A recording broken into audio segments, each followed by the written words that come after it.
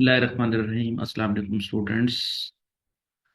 Today we will continue our last discussion that was on solution of MCQs of chapter accounting for material, in which we have discussed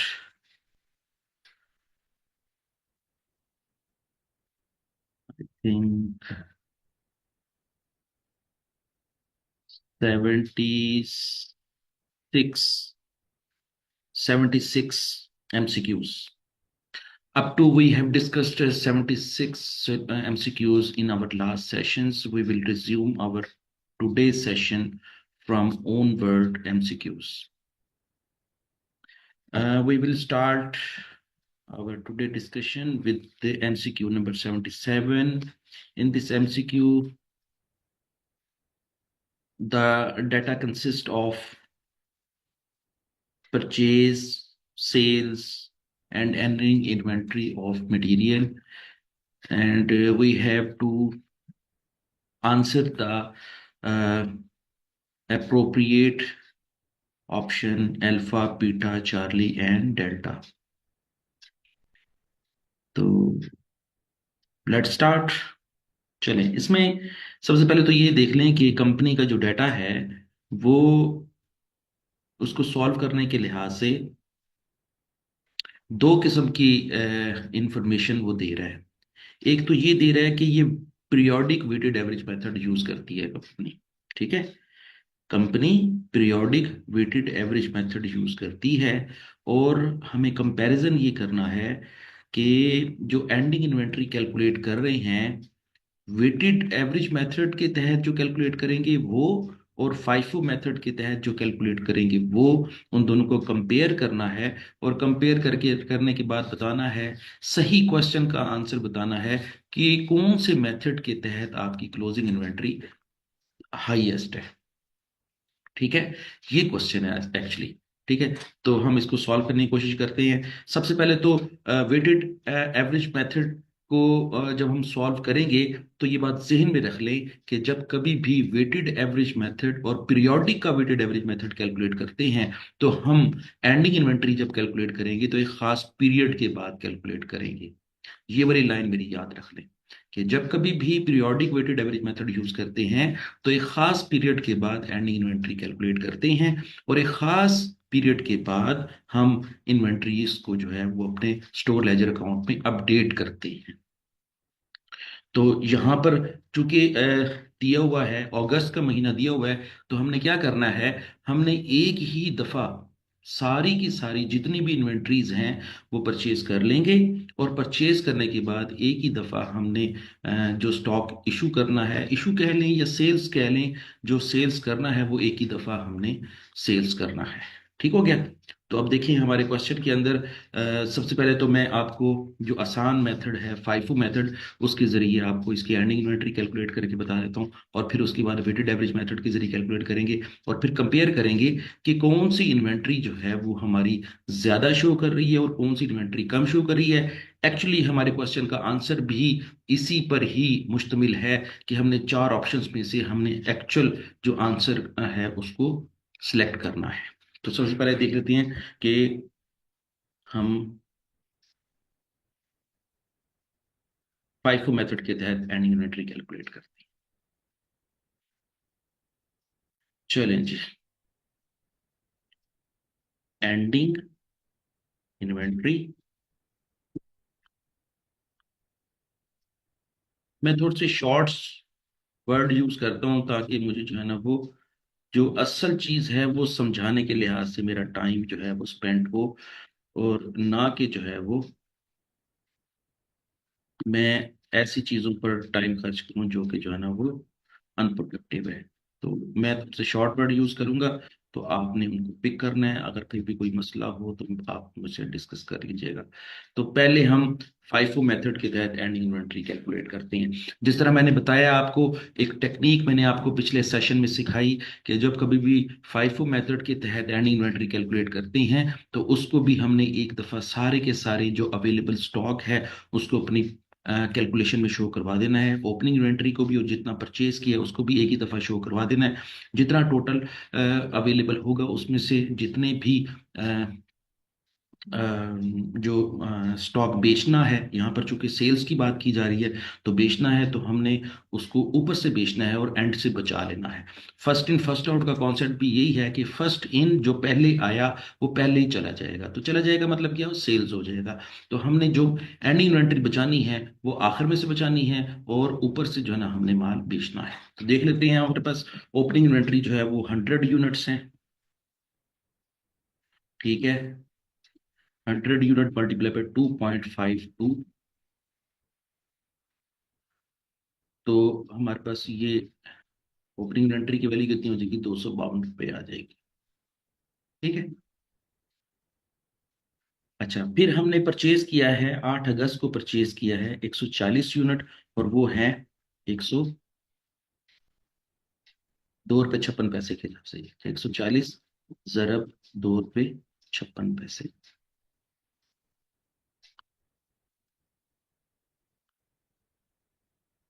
अच्छा, फिर हमने purchase किया है, 200 unit खरीदे हैं 2 रुपये 78 पैसे के हिसाब से। तो यहाँ पे हम ले लेते हैं 200 यूनिट 2 रुपये 78 पैसे के हिसाब से। ठीक है, और ये भी हमारा।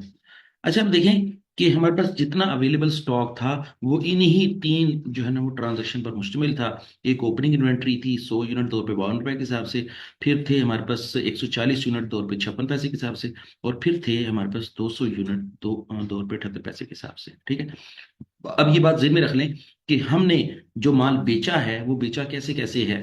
पहले हमने 4 अगस्त को बेचा है 20 यूनिट। ठीक है।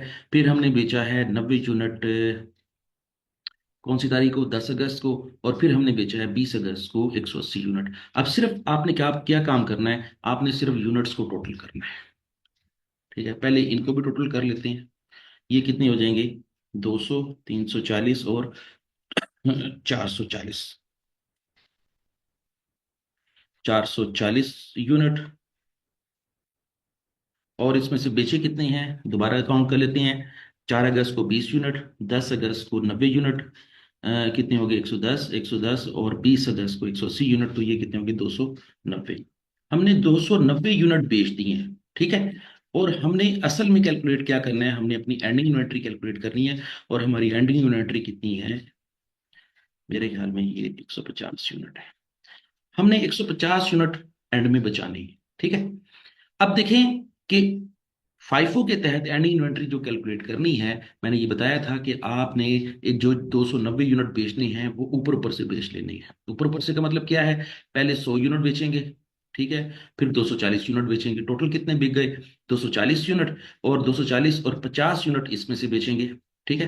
तो 50 इसमें से बेचेंगे तो एंडिंग इन्वेंट्री कितनी बचेगी, वही, अगर 200 में से 50 यूनिट बेचेंगे तो बाकी 150 यूनिट बच जाएंगे। और जो 150 यूनिट होगी वो किस रेट से हमारे पास एंडिंग इन्वेंट्री में पड़े होंगे, 2 रुपये 78 पैसे के हिसाब से। ठीक है। तो अब इसका मतलब ये है कि हमारी एंडिंग इन्वेंट्री चूंकि जो है वो 250 यूनिट है, तो हमारी एंडिंग इन्वेंट्री 2 रुपये 78 पैसे के हिसाब से कितने की बन जाएगी, ये हम कैलकुलेट करते हैं।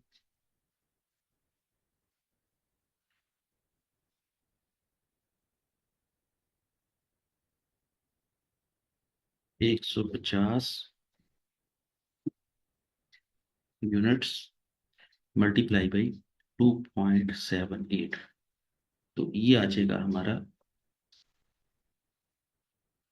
150 multiply by 2.78 is equal to 417।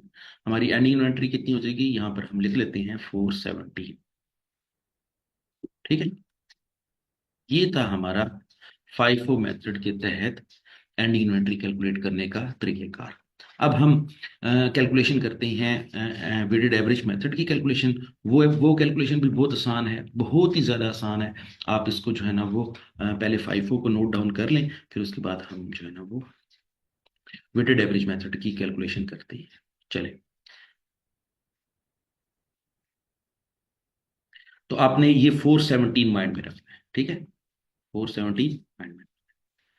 अच्छा जी, यहां पर मैं लिख देता हूं आपको, एवरेज मेथड। ठीक है। अच्छा, अब जरा थोड़ी सी वर्किंग जो है ना हम इसकी कर लेते हैं, क्योंकि ये हमें जरूरत पड़ेगी। यहाँ पर था 140 यूनिट 2 रुपये 56 पैसे के हिसाब से, 140 ज़रब 2 रुपये 56 पैसे, तो ये कितना हो जाएगा, 358 रुपये 40 पैसे। यहाँ पर लिख लेते हैं 358 रुपये 40 पैसे।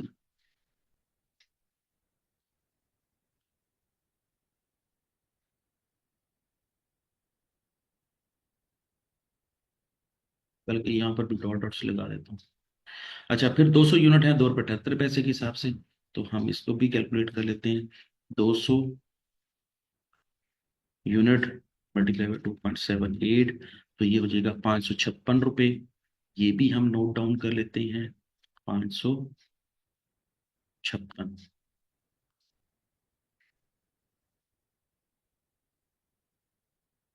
और ये टोटल बन जाएगा हमारा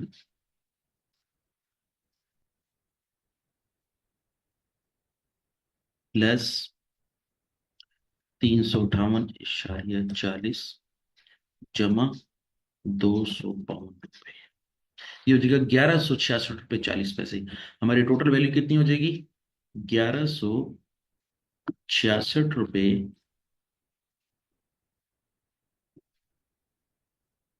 40 पैसे।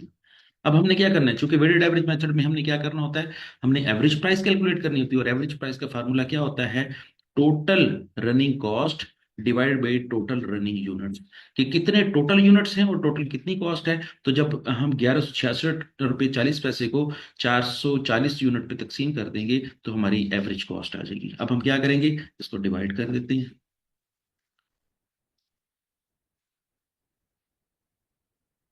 Divided by 440।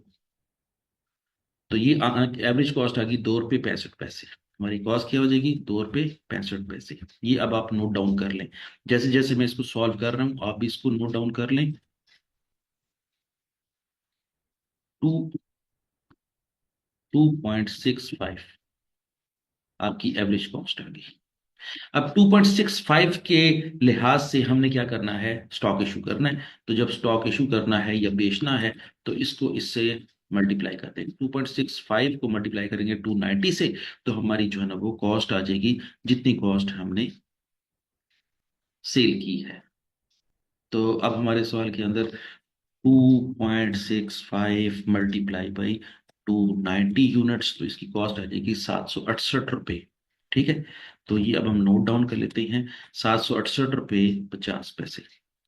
768 रुपये 50 पैसे आपकी कॉस्ट है, जो कि माल बिक गया है। अब हम यहाँ पर देखते हैं कि 440 में से 290 यूनिट बच गए, तो कितने यूनिट एंडिंग बचे पड़े हैं, 150। और 1166 रुपये 40 पैसे में से 768 रुपये 50 पैसे माइनस करें, तो बाकी कितनी एंडिंग इन्वेंट्री बच गई है, हम इसके जरिए एंडिंग इन्वेंट्री कैलकुलेट कर लेते हैं। ठीक है, चलेंगे, माइनस 1166 रुपये 40 पैसे, तो ये हमारा आंसर आ जाएगा 397 रुपये 90 पैसे। अब हमारी एंडिंग इन्वेंट्री क्या होगी, यहाँ पर एक छोटी सी मैं चीज इरेज कर देता हूँ।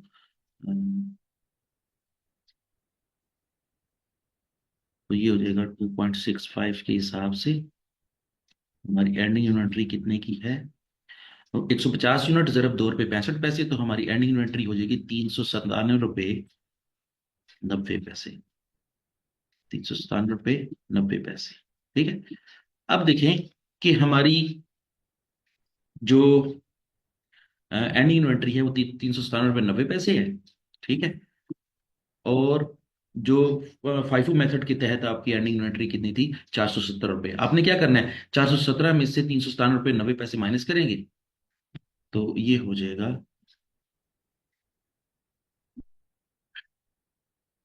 माइनस करते तो हमारा आंसर आता है 19.1। 19.1 इसका इसका मतलब ये है कि दोनों इन्वेंट्रीज के आंसर आगे, दोनों इन्वेंट्रीज के आंसर में जो बड़ी इन्वेंट्री शो हो रही है वो फाइफो मेथड की शो हो रही है, जो छोटी इन्वेंट्री शो हो रही है वो एवरेज मेथड की शो हो रही है। तो इसका मतलब ये हुआ कि जो इन्वेंट्री ज्यादा शो हो रही है वो कितने पैसों से ज्यादा शो हो रही है, 19 रुपए 1 पैसे से ज्यादा शो हो रही है। तो ये मैंने चूंकि जो है ना इसको राउंड किया था, इस सवाल में मैंने राउंडिंग की थी, तो इसलिए ये थोड़ा सा फर्क आ गया है।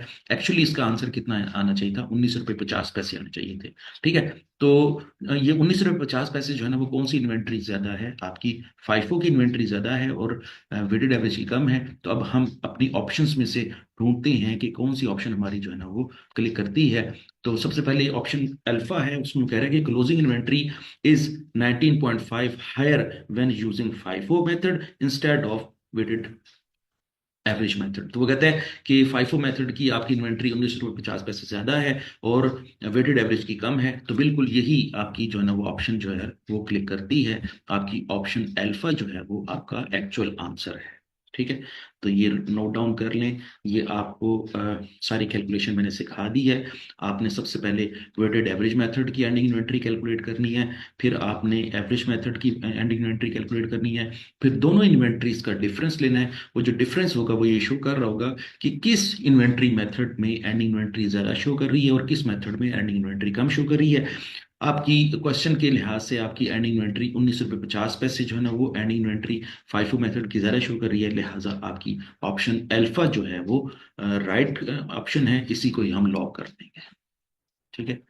चले, तो अब आप इसको जो है ना नोट डाउन कर लें, उसके बाद हम नेक्स्ट क्वेश्चन करते हैं।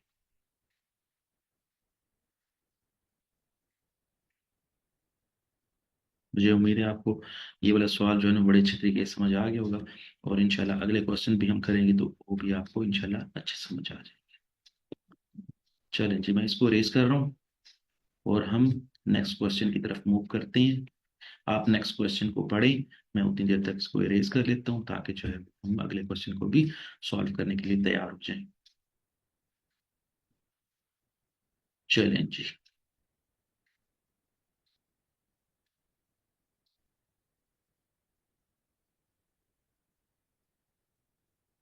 अच्छा जी। If in the year ended 31st of August 2004 A plus record show closing inventory of 1000 units compared to 950 units of opening inventory। वो कहता है कि कंपनी ए प्लस है और उसकी रिकॉर्ड ये शो कर रहा है कि उसकी एंडिंग इन्वेंट्री 1000 यूनिट है और उसकी ओपनिंग इन्वेंट्री 950 यूनिट है। विच of the following statement is true assuming that the prices have fallen through out the year. वो कहता है कि नीचे दी गई ऑप्शंस में से कौन सी ऑप्शन जो है ना वो सही शो कर रही है, और एज्यूम ये करना है कि आपकी जो प्राइसेस हैं, जो आप रॉ मटेरियल खरीदते हैं या इन्वेंट्री जो खरीदते हैं, वो हर अगली दफा जो है वो सस्ती होती जा रही है। फॉलन थ्रू का मतलब क्या हुआ कि आपकी जो प्राइसेस हैं वो हर अगली दफा, जब हर अगली दफा खरीदते हैं तो वो सस्ती हो जाती हैं, उनकी कीमत गिर जाती है। तो यहां पर मैं आपको एक पॉइंट जो है ना वो बहुत जबरदस्त एग्जाम फोकस पॉइंट जो है ना वो आपको बता रहा हूं कि जब कभी भी इस तरह की बात वो कर दे तो फिर आपने मेरी ये वाली बात याद रखनी है। वो लफ्ज क्या है, मैं इसको लफ्ज नोट लिखता हूं और मैं इसको बड़े बड़े बोल्ड रूप में लिखता हूं। वो क्या लिखना है, अगर if the if the prices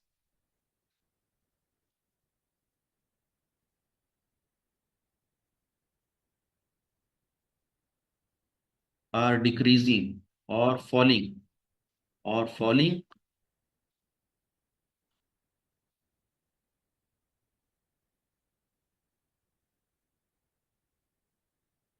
the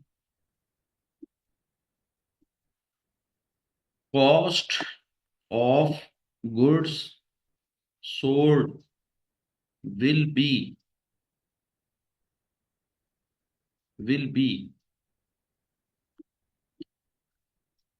higher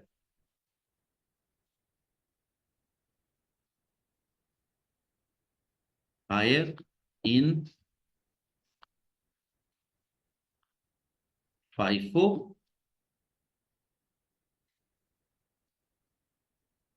and ending inventory, ending inventory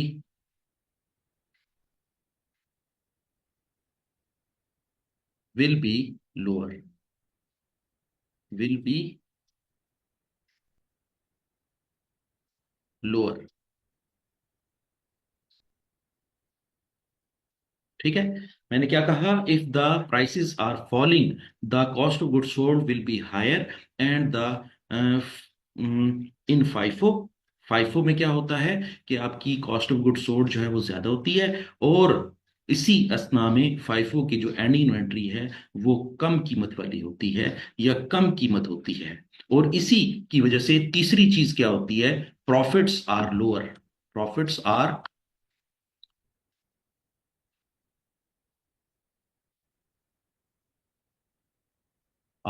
lower. तो ये बात याद रख लें, मैंने ये बहुत बड़ा पॉइंट बता दिया है, बहुत बड़ी अंडरस्टैंडिंग पॉइंट बता दिया है। अगर आप इसको समझ लें तो आपके बहुत सारे एमसीक्यूज जो हैं वो एग्जाम में बड़े आसानी से हल हो जाएंगे। तो मैं दोबारा रिपीट करता हूँ इस बात को, कि अगर आपकी कंपनी फाइफो मेथड यूज करती है और आपकी कंपनी को फाइफो मेथड यूज करने के दौरान पता चलता है कि हर अगली दफा आपकी जो रॉ मटेरियल खरीदने की प्राइसेस हैं वो गिरती जा रही हैं, सस्ती होती जा रही हैं, तो फिर उसके सस्ते होने से क्या होगा कि आपकी ऑर्गेनाइजेशन की परफॉर्मेंस के ऊपर क्या असर पड़ेगा, तीन किस्म के असर पड़ेंगे। पहला ये होगा कि आपकी कॉस्ट ऑफ गुड्स सोल्ड बढ़ जाएगी, पहली बात आपकी कॉस्ट ऑफ गुड्स सोल्ड बढ़ जाएगी, दूसरी बात आपकी एंड इन्वेंट्री घट जाएगी, ठीक है, और तीसरी बात एंड इन्वेंट्री अगर घट जाएगी तो आपके प्रॉफिट भी घट जाएंगे। तो ये बात आपने नोट डाउन करनी है। और अगर यही बात मैं कहूं कि जी आपकी प्राइसेस जो है ना वो बढ़ गई हैं, पहले क्या कहा था गिर गई हैं, जब वो हम कहेंगे बढ़ गई हैं तो यही सारी बातें उलट हो जाएंगी, ये यही सारी बातें उलट हो जाएंगी। अगली क्वेश्चंस में अगर कोई ऐसी बात आती है तो मैं आपको इसका सबूत भी दे दूंगा, ठीक हो गया। अब जरा इसी स्टेटमेंट को जेन में रखते हुए हम ये देखते हैं कि हमारा क्वेश्चन जो है ना वो कौन सी ऑप्शन जो है ना वो क्लिक करती है। वो कहता है इसी को याद रखते हुए closing inventory and profits are higher using FIFO rather than average method. ये तो ऑप्शन गलत है, ये तो डिस्क्रिप्शन गलत लिखी हुई है। हमने ये कहा है कि जी जैसे जैसे जो प्राइसेस घटेंगी आपकी एंड इन्वेंट्री भी घटेगी और आपके प्रॉफिट भी घटेंगे, ठीक है, और आपकी कॉस्ट ऑफ गुड्स सोल्ड बढ़ेगी, ठीक हो गया। अब ऑप्शन बी की तरफ जाते हैं, closing inventories and profits are lower. मुझे ये स्टेटमेंट बिल्कुल ठीक लग रही है कि क्लोजिंग इन्वेंट्री भी कम होगी, एंडिंग इन्वेंट्री भी कम होगी, प्रॉफिट भी कम होंगे यूजिंग फाइफो।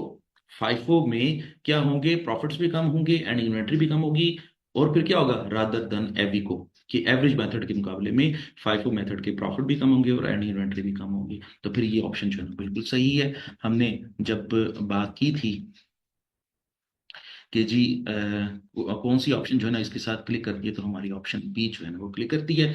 हम इस ऑप्शन बी को जो है ना वो लॉक करेंगे। हाँ, तो ऑप्शन सी और डी भी पढ़ के देख लेते हैं कि ये क्यों गलत है। जाहिर है एक ही ऑप्शन सही होगी, तो हम ये देख लेते हैं कि हमारी सी और डी क्यों गलत है। तो पढ़ लेते हैं C, Charlie, closing inventories is higher and profit lower. ये तो बात ही बिल्कुल गलत कर दी है। हमने जो थ्योरी पढ़ी है, जो मैंने थ्योरी आपको जो है ना वो नोट्स की सूरत में दी है, वो यही कहती है कि इन्वेंट्री भी घटेगी और प्रॉफिट भी घटेगा। उसने प्रॉफिट को तो घटा के दिखा दिया है, लेकिन इन्वेंट्री को जो है ना उसने हायर दिखाया है, इसलिए ये वाली ऑप्शन गलत है। ऑप्शन डी भी पढ़ लेते हैं, delta, closing inventories is lower and profit is higher. ये भी बात उलट कर दी है, तो लिहाजा ये ऑप्शन भी गलत है।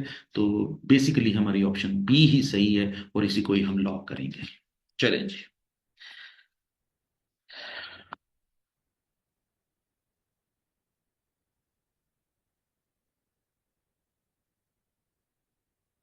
ये वाला जो पॉइंट मैंने आपको लिखवाया है, ये आपने सारी जिंदगी के लिए याद रख ली। आपको ये वाला चैप्टर जो है और उसके एमसीक्यूज जब कभी भी जिंदगी में कभी भी फेस करने पड़ जाएंगे, तो आप बड़े जबरदस्त तरीके से इसको जो है ना सॉल्व कर लेंगे, और आपकी कामयाबी भी इसी के ऊपर डिपेंड कर रही है। ठीक हो गया, चलें जी अब हम आगे चलते हैं। 78 हमने सॉल्व कर लिया है, अब हम नेक्स्ट देखते हैं 79। 79 में क्या लिखा हुआ है, inventory movement for the product X during the last quarter were as follows. कि इन्वेंट्री इस तरह मूव किया है। जनवरी में परचेज की हैं 10 यूनिट 19 रुपये 80 पैसे के हिसाब से। फरवरी में सेल की हैं 10 यूनिट 30 रुपये के हिसाब से। ठीक है। और मार्च में परचेज किए हैं 20 यूनिट 24 रुपये 50 पैसे के हिसाब से, और सेल्स किए हैं 5 यूनिट 30 रुपये के हिसाब से। अब इस क्वेश्चन में वो क्या पूछना चाह रहा है, what would be the gross profit be for the quarter using weighted average cost method. पहली बात तो ये है कि इस क्वेश्चन में उसने आपसे क्या पूछा हुआ है, ग्रॉस प्रॉफिट पूछा हुआ है कि ग्रॉस प्रॉफिट कैलकुलेट करें। तो बेसिकली ग्रॉस प्रॉफिट को कैलकुलेट करने का एक छोटा सा फार्मूला है, पहले वो आप नोट डाउन कर लें, फिर इसको हम सॉल्व करना भी सीख लेंगे। ग्रॉस प्रॉफिट, मैं इसको सिर्फ जीपी के नाम से लिख रहा हूँ। ठीक है। और जीपी कैलकुलेट करना है, और कौन से मेथड से क्वेश्चन को सॉल्व करना है, एवरेज मेथड से इस क्वेश्चन को सॉल्व करना है। तो ग्रॉस प्रॉफिट का सिंपल फार्मूला ये होता है, टोटल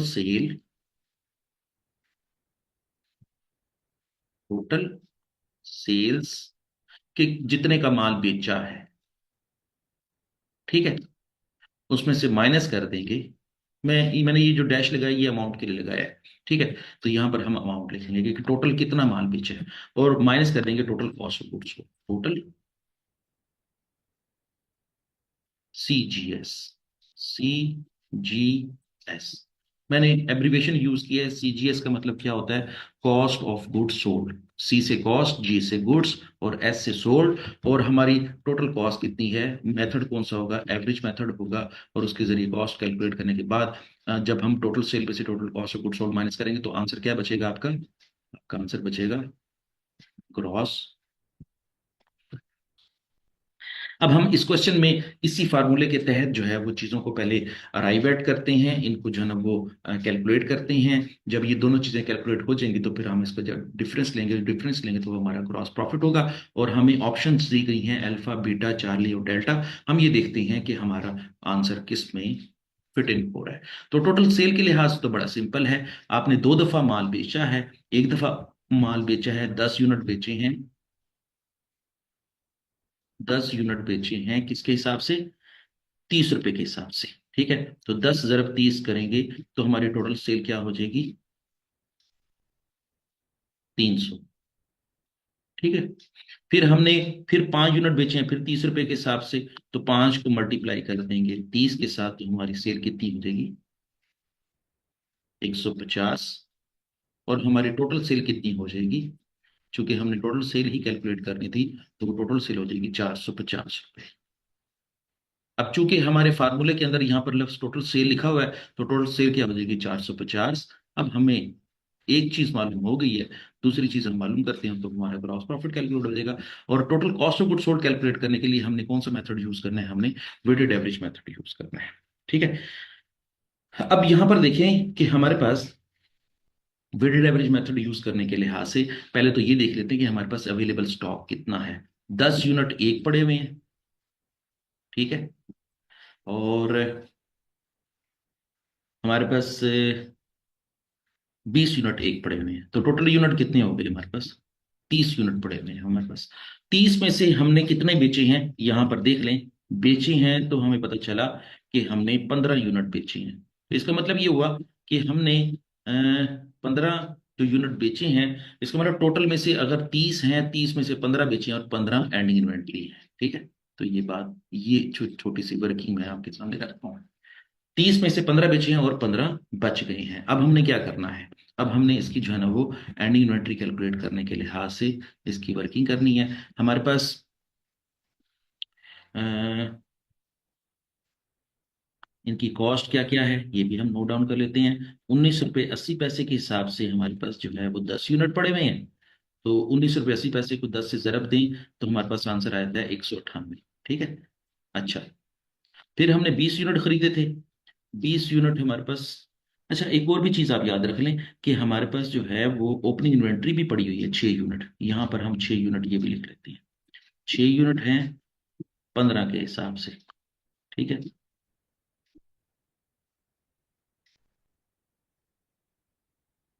ठीक है, ये भी आप नोट डाउन कर लें कि ओपनिंग इन्वेंट्री कितनी है, 6 यूनिट है 15 रुपए के हिसाब से। और हमारे पास 10 यूनिट वजीर खरीदे 19 रुपये 80 पैसे के हिसाब से, 198 आ गया। और 20 यूनिट खरीदे कितने के हिसाब से, ₹24.50 के हिसाब से। तो ये ₹24.50 के हिसाब से इसको मल्टीप्लाई करेंगे तो ये बन जाएगा, कैलकुलेटर से कैलकुलेट कर लेते हैं, माइनस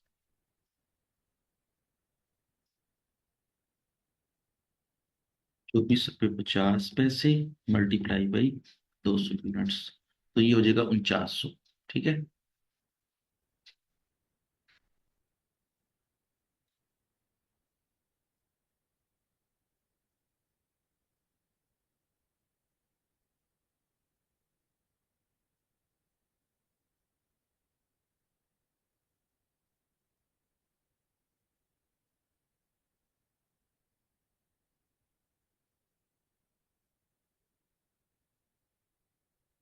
तो ये हो जाएगा हमारे पास 4900।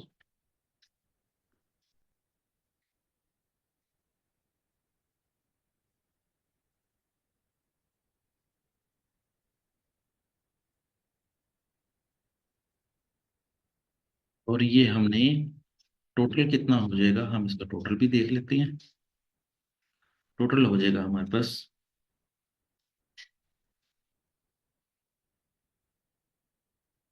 2400, 4900 प्लस 198 प्लस 90। तो ये टोटल हो जाएगा 5188। ये कितना हो जाएगा, 5188।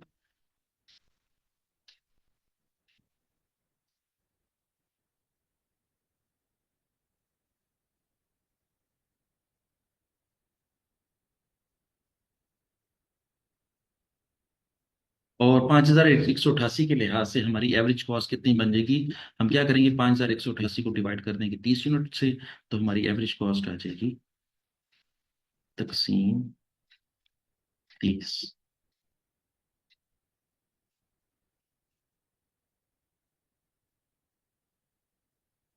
तो ये आंसर आ जाएगा 100, सॉरी, ये हमारे पास है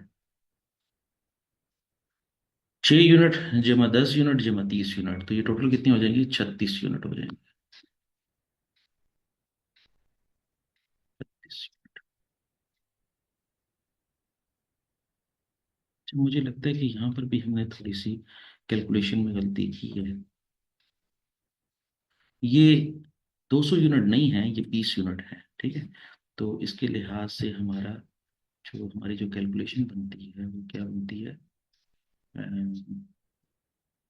20 यूनिट मल्टीप्लाई बाई 24,50।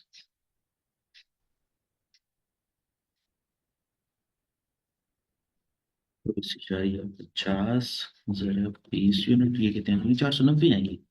ठीक है। तो ये 490 है, हम इसको थोड़ा सा सही कर लेते हैं। ये है 490।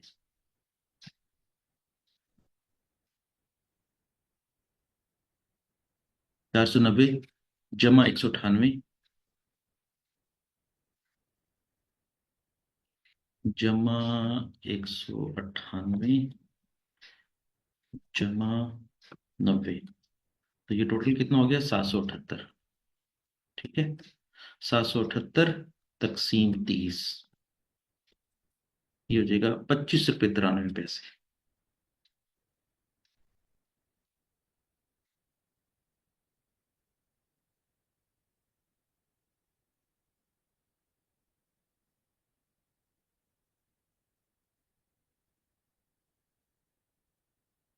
778 तकसीम 36।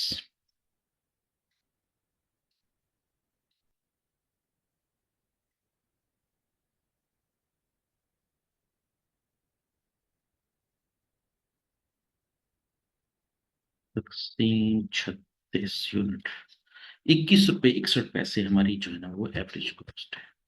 कितनी कॉस्ट है, ₹21.61।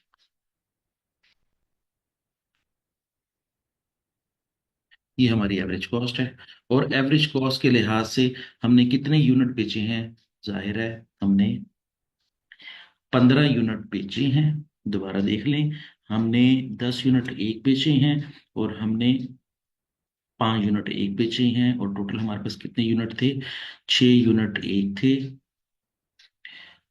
10 यूनिट और खरीदे, फिर 20 यूनिट और खरीदे, तो हमारे पास टोटल कितने हो गए? 36। 36 में से हमने जो है ना वो 15 बेच दिए, तो एंडिंग इन्वेंट्री कितनी होगी हमारी? 21 यूनिट। ठीक है।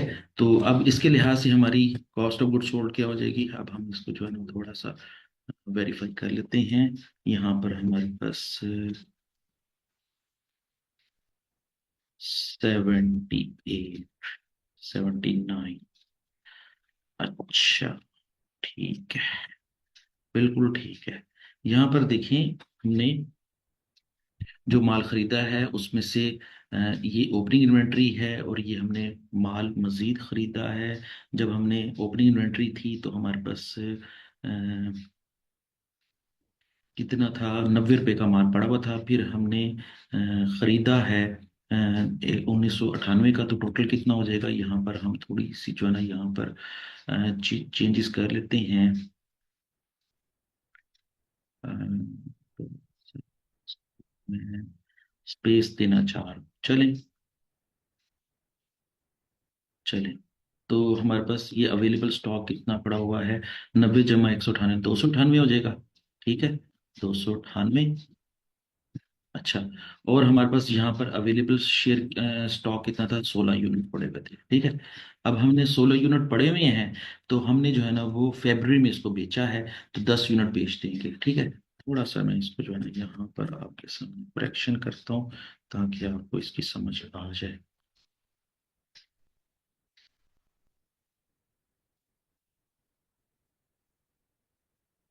अच्छा, 298 तकसीम 16 यूनिट करेंगे तो हमारी एवरेज कॉस्ट आ जाएगी 298 तकसीम 16, एवरेज कॉस्ट आ जाएगी 18 रुपये 625 पैसे। ठीक है, 18,625। अब ये देख लें यहाँ पे कि हमारे पास 18 रुपये 625 या 625। ठीक है। हमने कितने यूनिट बेचने हैं यहां से देख लेते हैं। 10 यूनिट बेचने हैं, यहां से हम 10 यूनिट माइनस कर देंगे। बाकी कितने बच गए? 6 यूनिट। अच्छा, अब 10 को मल्टीप्लाई करेंगे 18 6 दो 5 से, तो ये आंसर आ जाएगा आपका 186 रुपये 25 पैसे। 186 रुपये 25 पैसे। ये स्टॉक हमारा निकल गया है, तो इसको भी हम माइनस कर देंगे। तो अब हमारे पास एंडिंग बैलेंस कितना बचेगा? कैलकुलेटर के जरिए इसको कैलकुलेट कर लेते हैं। मल्टीप्लाई बाई 10, और -298, तो ये बचेगा 111 रुपये 75 पैसे। ठीक है। अच्छा, 6 यूनिट बचे हुए हैं और उनकी एवरेज कॉस्ट कितनी है? 111 रुपये 75 पैसे। ठीक हो गया। अब हम देखते हैं कि हमने जब 10 यूनिट बेचे फरवरी में, तो मार्च में कितनी खरीदे? 20 यूनिट मजीद खरीदे, तो 20 यूनिट्स को इसमें जो है ना वो प्लस कर देते हैं। अब हमारी जो है ना वो 20 प्लस हो जाएंगे, तो ये हमारे कितने यूनिट हो जाएंगे? 26 हो जाएंगे। ठीक है, 26 हो जाएंगे। ठीक है।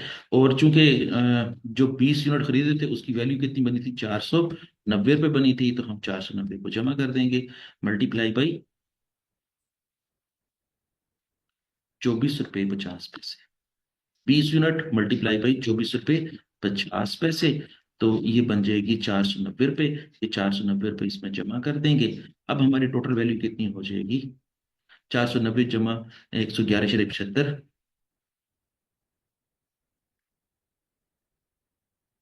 जमा 490,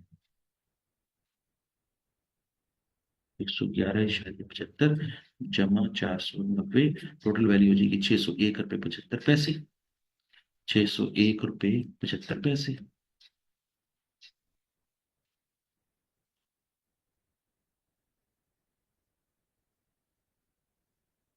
और उसमें से हम बेच देंगे। और हाँ, इसके ऊपर हम जो है ना एवरेज कॉस्ट भी कैलकुलेट करेंगे। और एवरेज कॉस्ट कैलकुलेट कैसे कैलकुलेट करेंगे, इसी को डिवाइड कर देंगे 26 यूनिट पे, तो हमारी कॉस्ट कितनी आ जाएगी? 23 रुपये 14 पैसे। ठीक है, एवरेज कॉस्ट कितनी आ जाएगी? 23 रुपये 14 पैसे।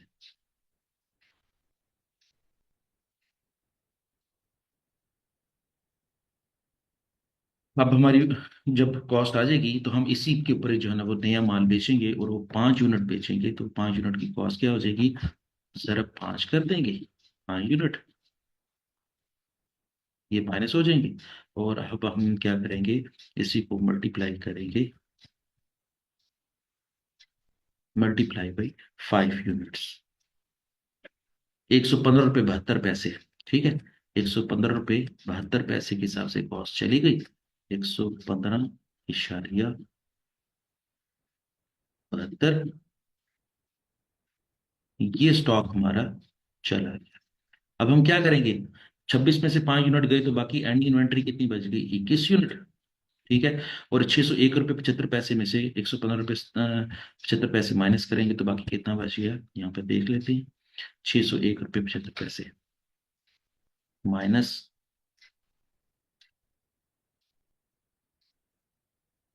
601 रुपये 75 पैसे माइनस करते हैं, आपकी एंडिंग इन्वेंट्री बच जाएगी 487 रुपये बच जाएगी। आपकी एंडिंग इन्वेंट्री कितनी बच जाएगी? 487 रुपये बच जाएगी।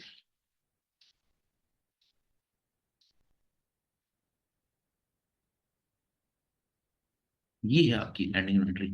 अच्छा, अगर आपकी एंडिंग इन्वेंट्री जो है 487 रुपये है, तो इसका मतलब क्या हुआ? यहाँ पर हम कॉस्ट ऑफ गुड सोल्ड क्या लेंगे? एक हमारी कॉस्ट ऑफ गुड सोल्ड होगी आपकी ये, ठीक है, और एक आपकी कॉस्ट ऑफ गुड सोल्ड की आपकी ये। ठीक है, तो अब आपकी total cost of good sold कितनी होगी? 186 रुपये 25 पैसे अलग है, और 115 रुपये 75 पैसे अलग है। इन दोनों को जमा कर देंगे, आपकी कॉस्ट ऑफ गुड सोल्ड। चलेंगे, 186 रुपये 25 पैसे जमा 115 रुपये 75 पैसे।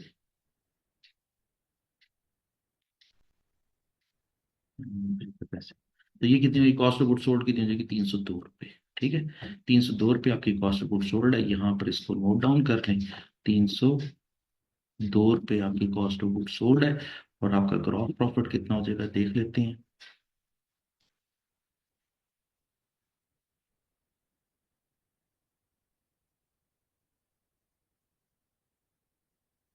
टोटल सेल है 450 रुपये माइनस 302 रुपये, तो आपका ग्रॉस प्रॉफिट है 148 रुपये। ठीक है, ये 148 रुपये मेरे पास राउंड फिगर है, तो राउंड फिगर 148 रुपये है। 148 के लिहाज से हमारा जो करीब तरीन आंसर है वो है ऑप्शन बी। आपकी ऑप्शन बी क्या है? वो आपकी करेक्ट ऑप्शन है। मैं इसकी कैलकुलेशन जो है वो एक दफ़ा दोबारा आप भी देख लें कि इसकी जो है ना वो कैलकुलेशन, एग्जैक्ट कैलकुलेशन के लिहाज से इसका 155 पे आ रहा है। आप भी इसको जो है ना वो ट्राई करें कि एग्जैक्टली मैंने कहाँ पर जो है ना वो राउंड फिगर ली है, ताकि आपको पता चल जाएगा। लेकिन एवरेज मेथड के जरिए cost of goods sold calculate करने का तरीकेकार यही है। आपने इन दोनों को जो है ना वो प्लस कर देना है, आपकी कॉस्ट ऑफ गुड्स सोल्ड आ जानी है, और ये अमाउंट आपकी जो है ना वो एंडिंग इन्वेंट्री है। तो एंडिंग इन्वेंट्री को जो है ना वो आपने कैलकुलेट कर लिया। ठीक है, अब आपकी जो करेक्ट ऑप्शन है वो ऑप्शन बी है। ठीक हो गया। चलें, अब हम अगली ऑप्शन की तरफ जाते हैं, अगले क्वेश्चन की तरफ जाते हैं, और उसमें देखते हैं कि आपके पास क्या क्वेश्चन है। नेक्स्ट क्वेश्चन जो है वो आप पढ़ें, मैं उतनी देर तक इसको रेज कर लेता हूँ, ताकि आप इसका क्वेश्चन जो है वो सही तरीके से सॉल्व कर लें। चलें जी।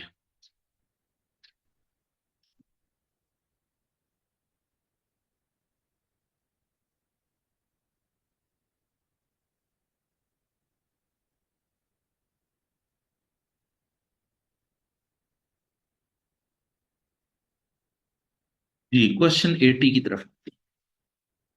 क्वेश्चन 80 में वो कह रहा है कि your firm value inventory using weighted average cost method at October 8 there were 60 units in inventory value 12 रुपए के हिसाब से ओपनिंग इन्वेंट्री पड़ी हुई थी। On October 8 40 units were purchase, मजीद 40 यूनिट और खरीद लिए गए 15 रुपए के हिसाब से, and further 50 units were purchase $18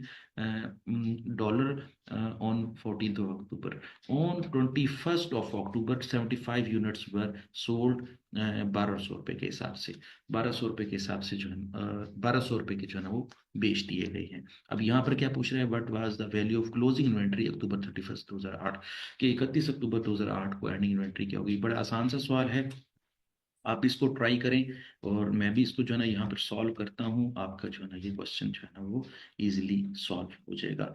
हमने वही मेथड अप्लाई करना है जो मैंने आपको वेटेड एवरेज मेथड में बताया था पीरियोडिक इन्वेंट्री सिस्टम में, क्योंकि यहाँ पर जितने भी जो है ना वो इन्वेंट्री हमने परचेज की है वो महीने के शुरू में परचेज कर ली है, और जितनी भी बेची है हमने वो महीने के आखिर में बेची है, मीन्स 21 अक्टूबर को बेची है। तो हम क्या करेंगे, जितने भी ओपनिंग इन्वेंट्री है और जितना भी परचेज है उनकी सारी अमाउंट्स को कैलकुलेट करने के बाद टोटल कर लेंगे और उसमें से cost of goods sold minus करेंगे। तो फिर हमारी क्या आ जाएगी, एंडिंग इन्वेंट्री आ जाएगी। तो देखिए यहाँ पर क्या है, सबसे पहले क्या है, अक्टूबर 1 को कितने यूनिट हैं, 60 यूनिट हैं। तो क्या करेंगे, 60 यूनिट 60 मल्टीप्लाई बाई 12, तो ये आपकी ओपनिंग इन्वेंट्री की वैल्यू कितनी हो जाएगी, 720 रुपये हो जाएगी। ये तो बड़ा सिंपल सा हो गया। फिर हमने क्या किया, October 8 को 40 यूनिट खरीदे हैं, किस हिसाब से, 15 के हिसाब से। तो क्या करेंगे, 40 × 15, तो ये कितना हो जाएगा, 15 × 60, ये हो जाएगा 600। ठीक है। फिर हमारे पास जो है वो 40, और फिर उसके बाद 50 यूनिट मजीद खरीदे हैं और डेट क्या है, 14 अक्टूबर है। ठीक है। तो यहाँ पर भी हमने जो है ना वो शुरू में ही खरीद लिया है, तो 50 यूनिट हैं 18 रुपए के हिसाब से। यहाँ पे क्या करेंगे, 50 × 18 मल्टीप्लाई बाई 18, तो ये कितना हो जाएगा, 900 हो जाएगा। अब हमारे पास टोटल स्टॉक कितना है, ये स्टॉक पड़ा हुआ है, ये देख लें, 60 × 40 = 150 यूनिट पड़े हुए हैं। ठीक है। और 150 यूनिट की वैल्यू कितनी है, 900, 600, 1500, और ये हो जाएगा 2220 रुपये। ठीक है। आप चूंकि एवरेज मेथड यूज कर रहे हैं तो फिर अब अगर आप टोटल रनिंग कॉस्ट 2220 रुपये को तकसीम कर देते हैं 1500 पे, तो आपकी एवरेज कॉस्ट कितनी आ जाएगी, यहाँ पे अभी कैलकुलेट कर लेते हैं। 2220 तकसीम 150, कॉस्ट आ जाएगी 14 रुपये 80 पैसे। ठीक है, 14 रुपये 80 पैसे। अब हम देखते हैं कि हमने कितना माल बेचा है, देखिए जरा, 75 यूनिट बेचे हैं, इसका मतलब आधे यूनिट बेच दिए और आधे जो है ना वो पड़े हुए हैं। हम क्या करेंगे कि 75 यूनिट की कॉस्ट को जो है ना वो माइनस कर देते हैं। और 75 यूनिट की कॉस्ट को माइनस कैसे करेंगे, अ,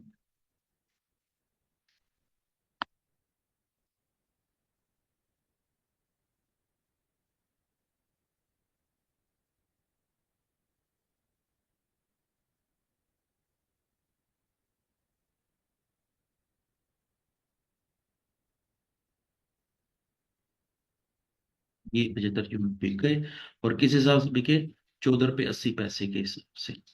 अभी हमने एवरेज कॉस्ट कैलकुलेट की थी, और ये बनेंगे 1110 रुपये। ठीक है।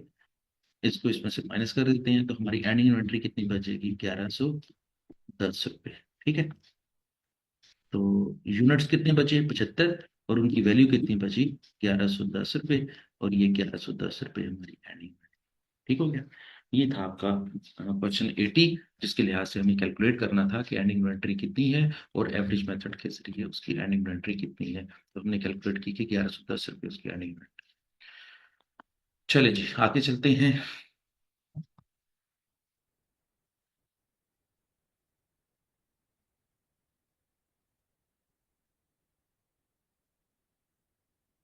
81 में वो क्या कहना चाह रहा है कि an organization inventory at July 1st is 15 units at the rate of 3 each unit the following movements occur. वो कहता है कि जी 1 जुलाई को हमारे पास जो है ना वो ओपनिंग इन्वेंट्री है 15 यूनिट 3 रुपए के हिसाब से। 3 जुलाई को हमने 5 यूनिट बेचे हैं 3 3 रुपए 30 पैसे के हिसाब से। 8 जुलाई को खरीदे हैं 10 यूनिट 3 रुपए 50 पैसे के हिसाब से। 12 जुलाई को हमने 8 यूनिट खरीदे हैं 4 रुपए के हिसाब से। ठीक है, वो कहते हैं what would be the closing inventory valuation 31 July using FIFO method. वो कहते हैं फाइफो मेथड के जरिए आपकी एंडिंग इन्वेंट्री क्या होगी। तो मैंने जिस तरह पहले सिखाया हुआ है आप उसी तरीके से इसको सॉल्व करें, कोशिश करें। और मैं भी इसके साथ आपको जो है ना वो सॉल्व कराता हूँ, आपको जो है ना वो मजीद याद आ जाएगा कि आपने इस क्वेश्चन को किस तरह सॉल्व करना है। देखें, हमारे पास टोटल शुरू में 15 यूनिट पड़े हुए थे। ठीक है, फिर हमने क्या किया, 8 तारीख को फिर यूनिट खरीद लिए। कितने हो गए, 15 और 10 25 हो गए। और फिर हमने जो है ना वो बेचे किस तरह है, 5 यूनिट एक बेचे हैं 8 यूनिट एक बेचे हैं। इसका मतलब ये हुआ कि जो हमने यूनिट बेचे हैं वो तो शुरू में ही बिक गए हैं। तो 15 यूनिट में से 13 यूनिट तो बेच दें तो बाकी कितने यूनिट बचेंगे, 2 यूनिट बच जाएंगे। ठीक है, तो हमारी एंडिंग इन्वेंट्री की कैलकुलेशन क्या होगी, मैं आपको यहाँ पर सॉल्व कर देता हूँ।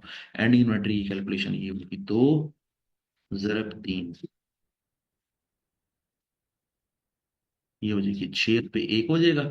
फिर हमने जो 10 यूनिट खरीदे थे ना 8 जुलाई को, वो सारे के सारे बचे पड़े हैं। ठीक है, सारे के सारे बचे पड़े हैं तो क्या करेंगे, 10 × 3.5।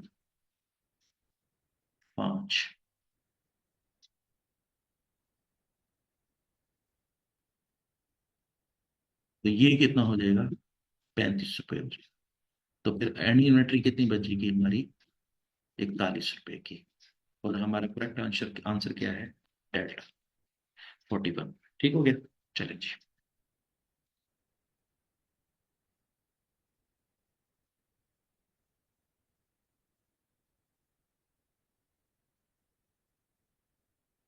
आगे चलते हैं, 82 की तरफ चलते हैं। 82 बिल्कुल सिंपली कंसेप्चुअल क्वेश्चन है। आपने कॉन्सेप्ट इसको जो है ना वो अप्लाई करने हैं। जिस तरह थोड़ी देर पहले मैंने आपको एक कॉन्सेप्ट दिया था कि अगर आपके क्वेश्चन में फाइफो मेथड यूज किया हुआ है और फॉलिंग प्राइसेस हैं तो फिर क्या होगा, एंड इन्वेंट्री भी कम हो जाएगी, प्रॉफिट भी कम हो जाएगा, लेकिन कॉस्ट ऑफ गुड्स सोल्ड बढ़ जाएगी। लेकिन अगर यही बात जो है वो इंक्रीजिंग प्राइसेस का ट्रेंड है तो फिर क्या होगा, कॉस्ट ऑफ गुड्स सोल्ड कम हो जाएगी, एंड इन्वेंट्री भी बढ़ जाएगी और प्रॉफिट भी बढ़ जाएगा। ये 3 बातें आपने याद रखनी थी। तो इस लिहाज से हम इसको पढ़ लेते हैं। If in times of rising prices, अब देखें वही बात कर रहा है कि प्राइसेस राइजिंग हो और the valuation of inventory using first in first out as opposed to the weighted average cost method will result which one of the following combination. तो इसके लिहाज से दोबारा बता देता हूं कि राइजिंग प्राइसेस हो, फाइफो हो, तो फिर क्या होगा, कॉस्ट ऑफ गुड सोल्ड कम होगी, प्रॉफिट भी ज्यादा होगा और एंडिंग इन्वेंट्री भी ज्यादा होगी। तो देखें जरा, अल्फा में क्या कह रहा है कि कॉस्ट ऑफ गुड सोल्ड कम होगी, पहली बात सही साबित होगी, प्रॉफिट भी हायर होंगे और क्लोजिंग इन्वेंट्री भी हायर होंगी। तो ये अल्फा जो है वो आपकी ऑप्शन बिल्कुल सही है। और बाकी ऑप्शन जो है ना वो गलत है, बी सी और डी जो है ना वो गलत है। ठीक है, चलें आगे चलते हैं।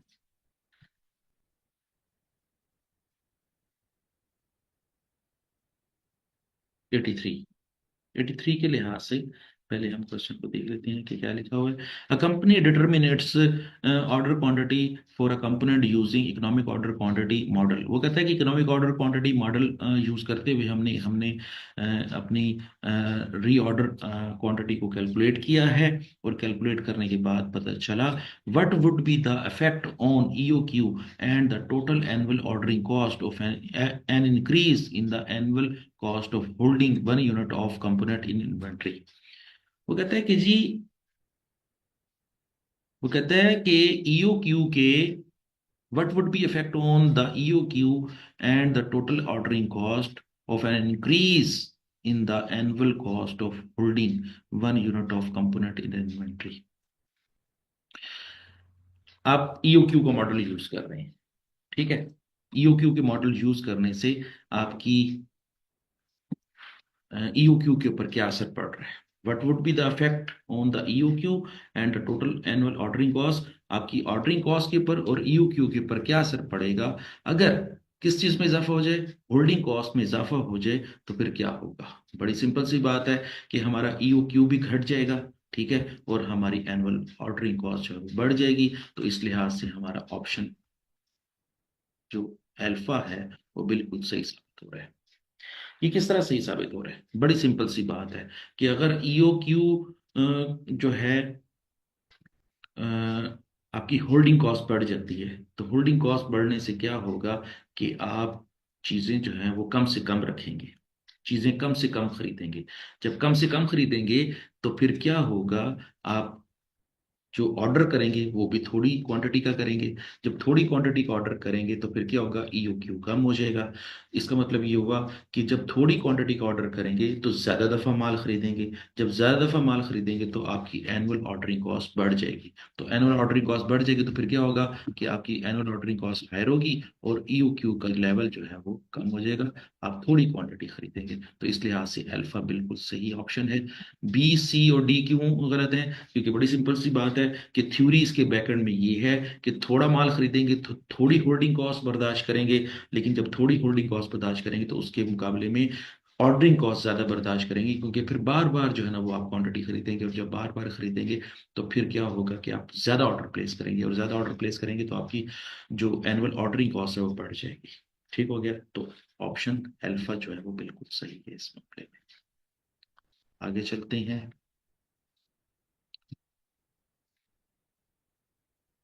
84। 84 क्वेश्चन बड़ा सिंपल सा। इसमें सिर्फ ईओ क्यू कैलकुलेट करना है। आपके सामने डाटा दिया हुआ है। A company uses the economic order quantity model to establish reorder quantities. The following information relate to the forthcoming period. तो कहता है कि जी आपकी ऑर्डरिंग कॉस्ट जो आपकी सीओ है वो है 25 पर ऑर्डर। ठीक है। होल्डिंग कॉस्ट क्या है? 10% of purchase price. Purchase price का जो 10% है वो आपकी होल्डिंग कॉस्ट है। एनुअल डिमांड कितनी है? 20,000 यूनिट्स है। परचेज प्राइस कितनी है? 40। और आपकी ईओ क्यू क्या है? 500 units. No safety inventory is held. Safety inventory रखने की जरूरत नहीं है। वो कहता है कि what is the total annual cost of inventory, the total purchase cost. वो कहता है कि जी टीएससी मालूम करें। चलें जी, हम इस सवाल के अंदर जो है ना वो टीएससी मालूम करते हैं, और आपको जो चैप्टर शुरू होते वक्त मैंने आपको जो चीज़ सिखाई थी वो आज फिर जो है ना वो करवा देता हूँ। आपको वो चीज़ सारी याद आ जाएगी। टोटल एनुअल कॉस्ट या टोटल एनुअलाइज कॉस्ट, उसमें क्या होगा, एक होगा परचेज कॉस्ट होगा, मैं उसको पीसी लिखूँ। और परचेज कॉस्ट को कैलकुलेट करने का फार्मूला क्या होता है? Annual demand multiply by per unit cost. Per unit cost. हमारे सवाल के अंदर एनुअल डिमांड कितनी है? 20,000 यूनिट्स है। तो हमारी परचेज कॉस्ट क्या हो जाएगी? 20,000 units multiply by per unit cost कितनी दी हुई? 40। तो ये कितनी हो जाएगी? 20,000 यूनिट्स मल्टीप्लाई बाई 40। ये करते हैं,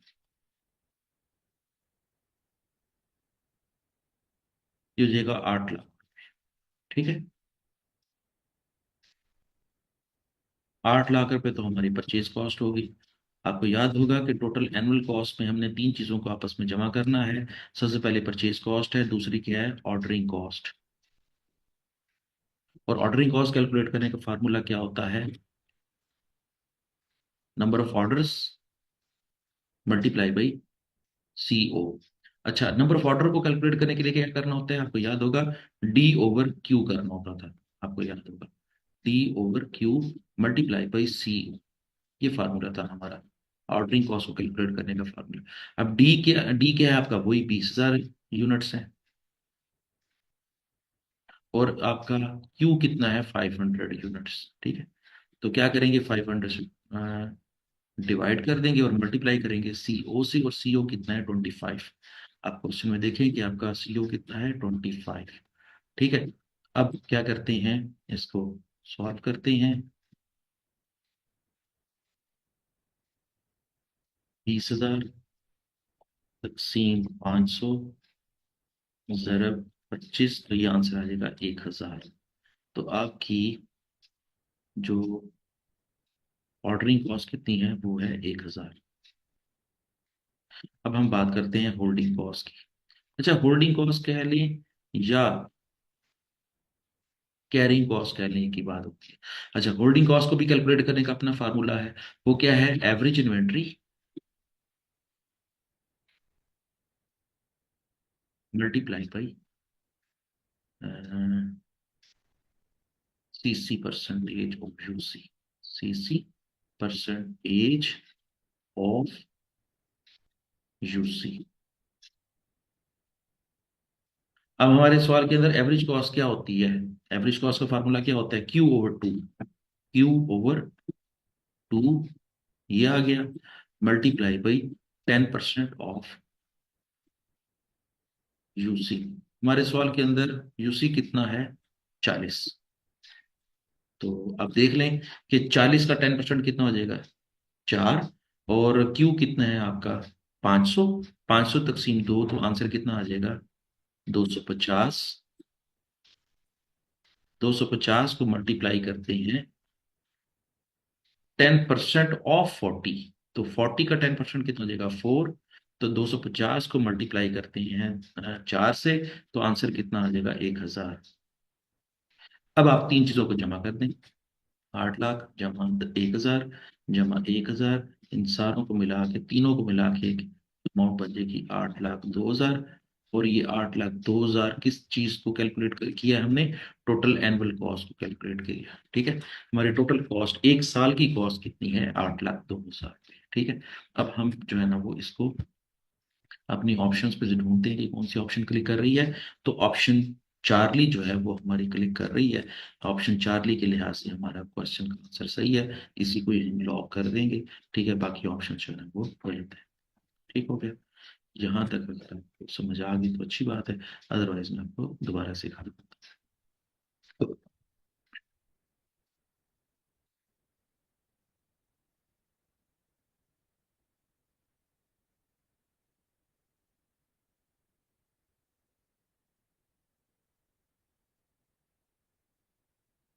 चलें जी, आगे चलें।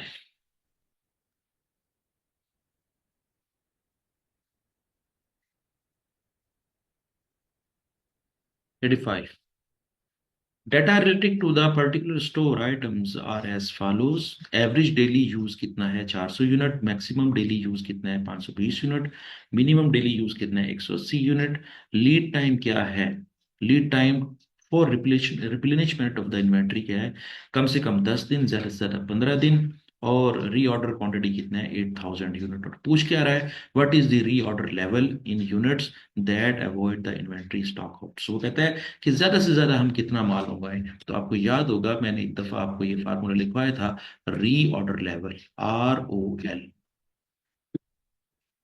ROL is equal to maximum daily use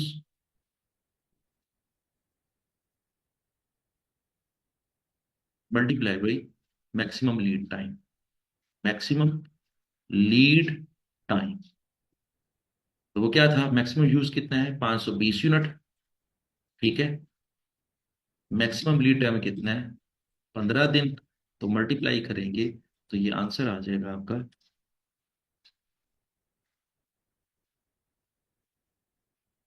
520 जरा 15, आंसर आ जाएगा 7800। ठीक है, और हमारा आंसर यहाँ पे लिख देंगे हम 7800। तो इसका मतलब क्या हुआ कि हमारा रीऑर्डर लेवल क्या है, 7800 यूनिट। तो हम यहाँ पर आंसर पुट कर देंगे 7800 यूनिट। ठीक हो गया, चले, ये तो हो गया आपका 85। चले जी, अब नेक्स्ट क्वेश्चन की तरफ जाते हैं। और ये सिंपल फार्मूला था, आपने इसका फार्मूला याद करना है और आपको जो है ये चीजें कैलकुलेट हो जाएंगी। आगे चलते हैं, 86 की तरफ चलते हैं। 86 में क्या करना है, वो कहता है कि a large store selling office furniture stock a popular chair for which the following information is available। वो कहता है कि एनुअल डिमांड 4000 चेयर्स है, मैक्सिमम इन्वेंट्री 75 चेयर्स है, मिनिमम इन्वेंट्री 20 चेयर्स हैं, लीड टाइम 5 डेज है, रीऑर्डर क्वांटिटी 10 चेयर्स हैं। वो कहता है what is the average inventory levels वाह, एवरेज इन्वेंट्री लेवल बड़ा सिंपल है। इसका फार्मूला क्या होता है, आप भी नोट डाउन कर ले। एवरेज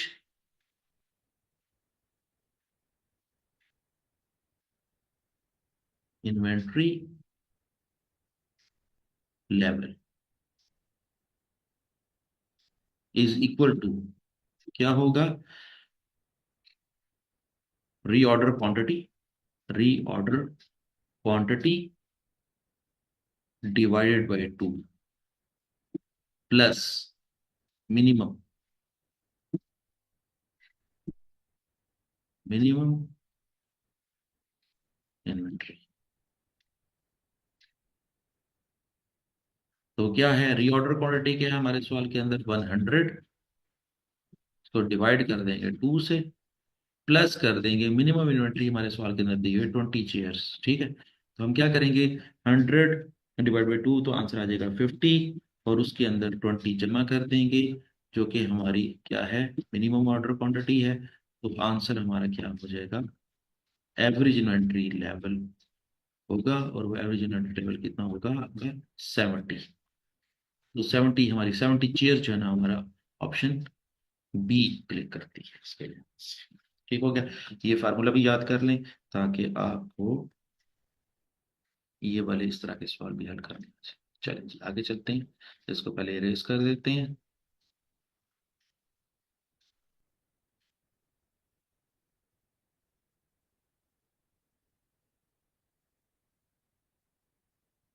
87 जो है वो है EBQ, इकोनॉमिक बैच क्वांटिटी।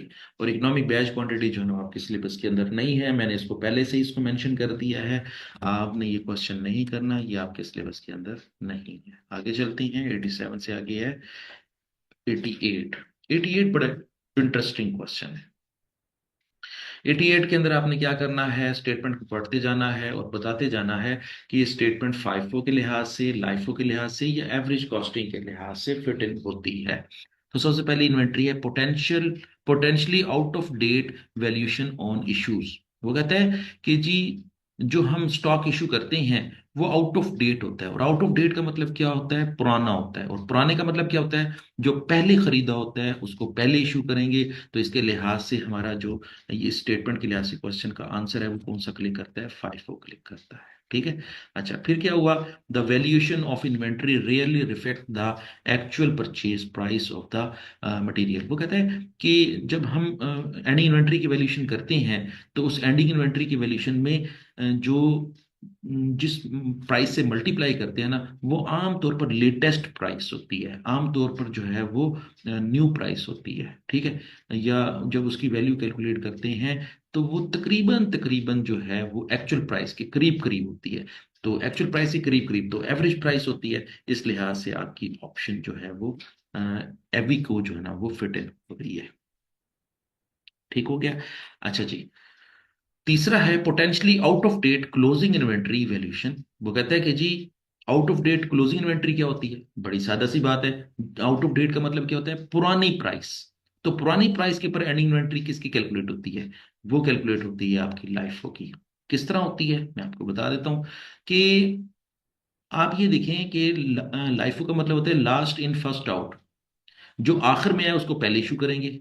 अब जरा सोचें कि दो किस्म का माल पड़ा हुआ है, और दो किस्म के माल में एक ऊपर पड़ा हुआ है, एक नीचे पड़ा हुआ है। ऊपर जो है वो माल पड़ा होता है जो पहले खरीदा होता है, नीचे वो पड़ा होता है जो बाद में खरीदा होता है। लास्ट इन फर्स्ट आउट में क्या होता है कि जो आखिर में आया, जो बाद में आया, उसको पहले इशू कर दो। जो नीचे पड़ा हुआ है उसको पहले इशू कर देंगे, तो बचेगा कौन सा, ऊपर वाला। और ऊपर वाला क्या होगा, पुराना माल होगा। और पुराना माल क्या होता है आपका, सस्ता माल होता है। तो जो पुराना माल होगा उसी कोई आउट ऑफ डेट इन्वेंट्री कहेंगे। और वो ये यही कहना चाह रहा है कि potentially out of date closing inventory, जो एंडिंग इन्वेंट्री बचेगी वो पुरानी स्टॉक में बचेगी। पुराना स्टॉक क्या होता है, वो आपका जो ऊपर पड़ा होता है वो पुराना स्टॉक होता है। इस लिहाज से ये आपका क्वेश्चन जो है ना वो लाइफो को क्लिक करेगा। ठीक हो गया। चलिए, the inventory valuation method is particularly suited to inventory that consists of liquid material oil. अच्छा, यहां पर ये बात आपने याद रखनी है कि जो जितनी भी पेरिशेबल चीजें होती हैं, जो जितनी भी जो है ना वो लिक्विड चीजें होती हैं, उनके ऊपर जो है वो कौन सा मेथड अप्लाई होता है, वो एवरेज कॉस्टिंग मेथड अप्लाई होता है। ये बात क्लियर कर लें, अपने माइंड में क्लियर कर लें। जितने भी ऑयल कंपनीज हैं वो कौन सा मेथड यूज करती हैं? ना वो फाइफो यूज करती हैं, ना वो लाइफो यूज करती हैं। वो कौन सा मेथड यूज करती हैं? वो एवरेज मेथड यूज करती हैं। तो इसके लिहाज से आपने एवरेज मेथड को क्लिक करना है। ठीक हो गया। ऑयल सॉरी, ऑयल्स के लिहाज से कौन सा मेथड यूज करती हैं? एवरेज कॉस्टिंग मेथड यूज करते हैं। चलें जी, फिर वो कहते हैं the inventory valuation method is particularly suited to inventory that has a store shelf life. वो कहता है कि जिस स्टॉक की जो है ना स्टोर शेल्फ लाइफ कम होती है, वो कौन सा मेथड यूज करते हैं? फाइफो यूज करते हैं। कैसे? मसलन डेयरी प्रोडक्ट्स हैं, जल्दी खराब हो जाती हैं, जल्दी जो है वो पेरिशेबल होती हैं। तो पेरिशेबल चीजों को क्या करते होते हैं? पहले निकालते हैं या बाद में निकालते हैं? पहले बेचते हैं या बाद में बेचते हैं? पहले बेचते हैं। तो इसलिए जो पेरिशेबल चीजें होती हैं, डेयरी प्रोडक्ट्स होती हैं, उसके लिहाज से कौन सा मेथड अप्लाई होगा? फाइफो मेथड अप्लाई होगा। ये बातें आपने याद रखनी है। ये बातें आपके लिए जो है ना वो याद रखने की हैं। अगर आप याद रखेंगे तो आपको सही इसका जवाब दे लेंगे, अदरवाइज आपको ये क्वेश्चन का जो जवाब है वो गलत होगा। ठीक है। ये कॉमन सेंस की बातें भी हैं कि आपने कॉमन सेंस से इसको याद रखना है कि जो चीज़ें खराब हो जाती हैं उसको फाइफो मेथड यूज करना है। जो ऑयल की कंपनी है वो एवरेज मेथड यूज करती हैं। ठीक है। और उसके अलावा और भी क्वेश्चन आगे आ रहे हैं, उसको हम अटेम्प्ट करते हैं। The inventory valuation method is suited to a wheat. वो कहता है कि गंदुम के लिए जो है ना वो कौन सा मेथड जो है ना वो अप्लाई होता है? तो वो last in first out apply होता है।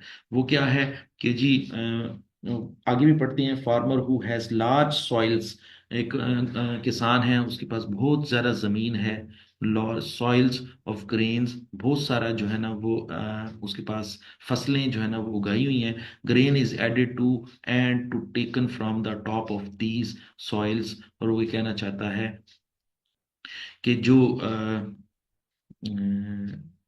जो सबसे पहले वो आया है, जो सबसे पहले पड़ा हुआ है उसको वो पहले बेचेंगे, और जो आखिर में पड़ा हुआ है उसको आखिर में बेचेंगे। तो इसका मतलब क्या होगा कि इस लिहाज से आपकी जो मेथड है वो लाइफ मेथड जो है ना वो सूट करता है।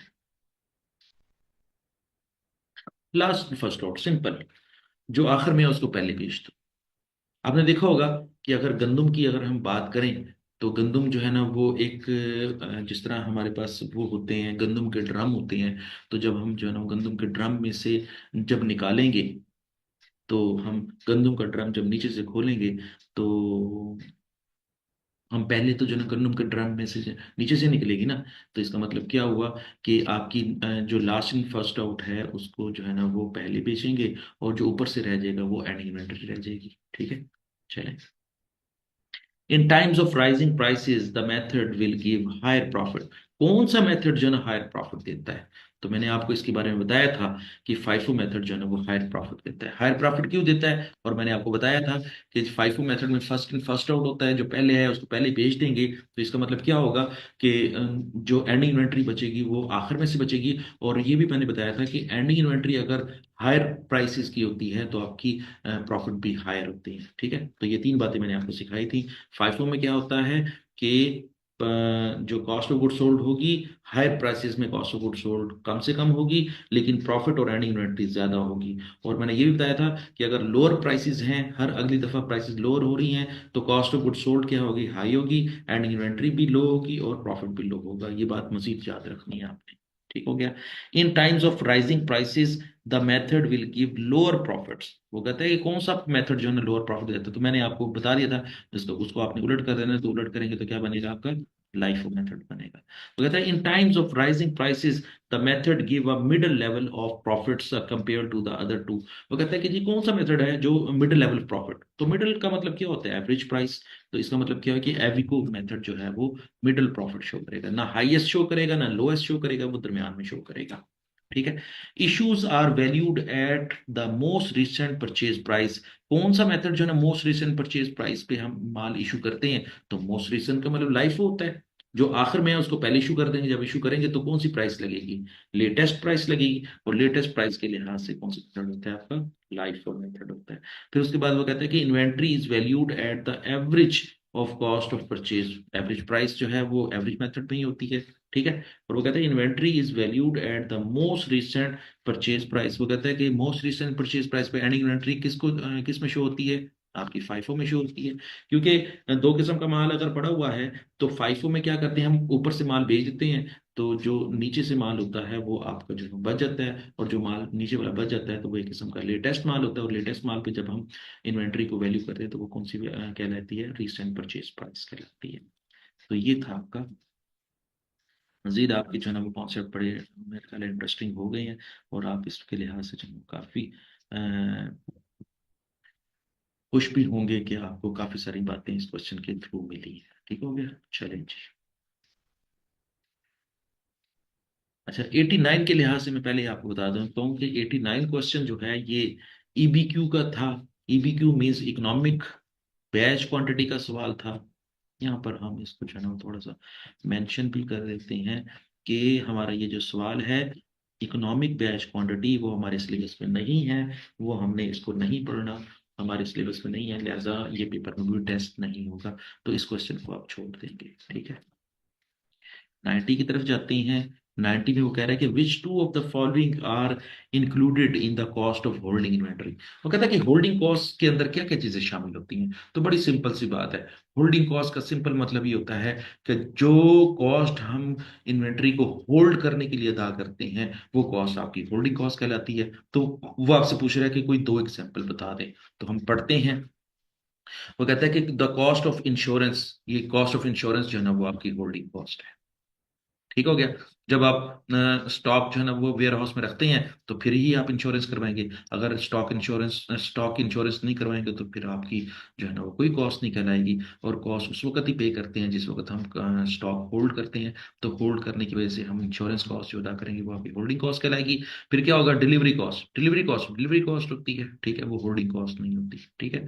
अच्छा, rental payment on the storage space. वो कहता है कि माल या इन्वेंट्री कहाँ पे जो है वो स्टोर करते हैं, स्टोर में करते हैं। अगर स्टोर किराए किराए का है तो उस किराए के स्टोर को क्या कहेंगे, आपकी होल्डिंग कॉस्ट कहलाएगी, ठीक है। तो आपका अल्फा और चार्ली जो है ना वो आपका करेक्ट आंसर है।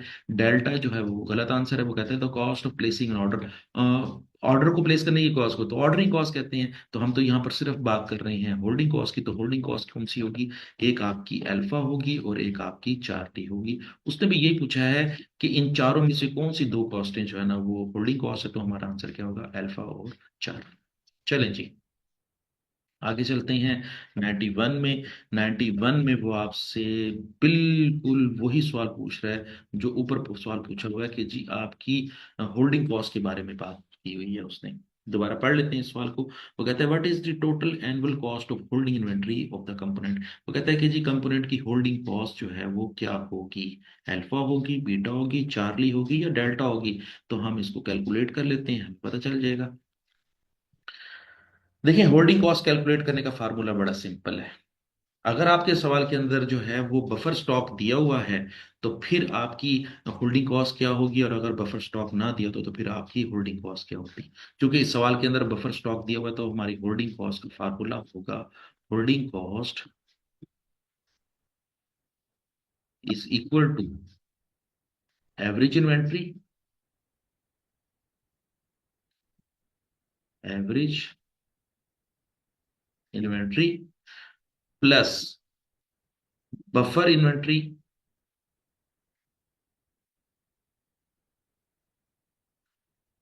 इन दोनों को आपस में जमा कर दें और मल्टीप्लाई करें होल्डिंग कॉस्ट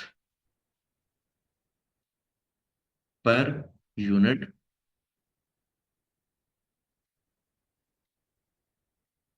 पर ईयर, ठीक है। अब हमारी एवरेज कॉस्ट क्या होगी, एवरेज कॉस्ट का फार्मूला क्या होता है, EO Q divide by two. हमारी ईच ऑर्डर, ईओ क्यू क्या क्या क्या किसे कहते हैं कि हम एक दफा ऑर्डर कितने का प्लेस करते हैं। यहाँ पर हमारे सवाल के अंदर 2000 यूनिट्स का जो है ऑर्डर प्लेस करते हैं, तो हमारा क्या हो जाएगा ईओ क्यू। और एवरेज कॉस्ट करने के लिए क्या करते हैं, दो पे तकसीम कर देते हैं। तो 2000 तकसीम दो, और बफर इन्वेंट्री हमारी दी हुई है सवाल के अंदर 500 यूनिट, ठीक है। तो ये अब हमारा इनको आपस में सॉल्व कर लें तो एक 2000 तकसीम दो करेंगे तो 1000 आ जाएगा। और जमा 500 करेंगे। बफर इन्वेंट्री हमारी 500 है, दोनों को जमा करेंगे तो कितना हो जाएगा, 1500 हो जाएगा। और हमारी होल्डिंग कॉस्ट पर यूनिट कितनी दी हुई है, 2 रुपये दी हुई है, तो हम 2 रुपये से इसको मल्टीप्लाई कर, तो ये हमारा आंसर कितना हो जाएगा,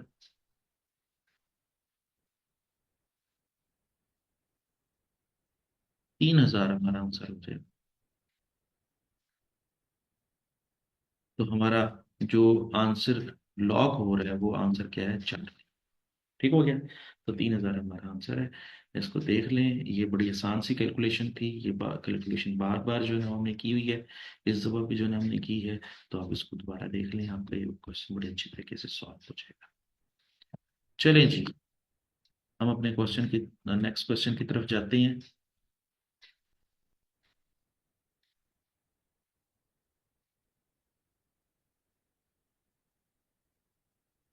अच्छा जी, सवाल दिया हुआ है और उसमें क्या पूछा है, what is the cost of placing an order 2 decimals. वो कहता है कि जी आप इसकी जो है ना वो कॉस्ट कैलकुलेट करें और ऑर्डरिंग कॉस्ट कैलकुलेट करें। ऑर्डरिंग कॉस्ट कैलकुलेट करने के लिहाज से आपके पास यहाँ पर डाटा देख लेते हैं कि क्या डाटा दिया हुआ है। The purchase price of N inventory item is 42 per unit. एक यूनिट की जो है ना वो परचेज प्राइस 42 है, यूनिट कॉस्ट दी हुई है। इन ईच 3 मंथ्स, हर 3 महीने के बाद, the usage of item is 2000 unit. हर 3 महीने के बाद हमें 2000 यूनिट की जरूरत पड़ती है। ठीक है, फिर वो क्या कहता है, the annual holding cost associated with an unit is 5% of the purchase price.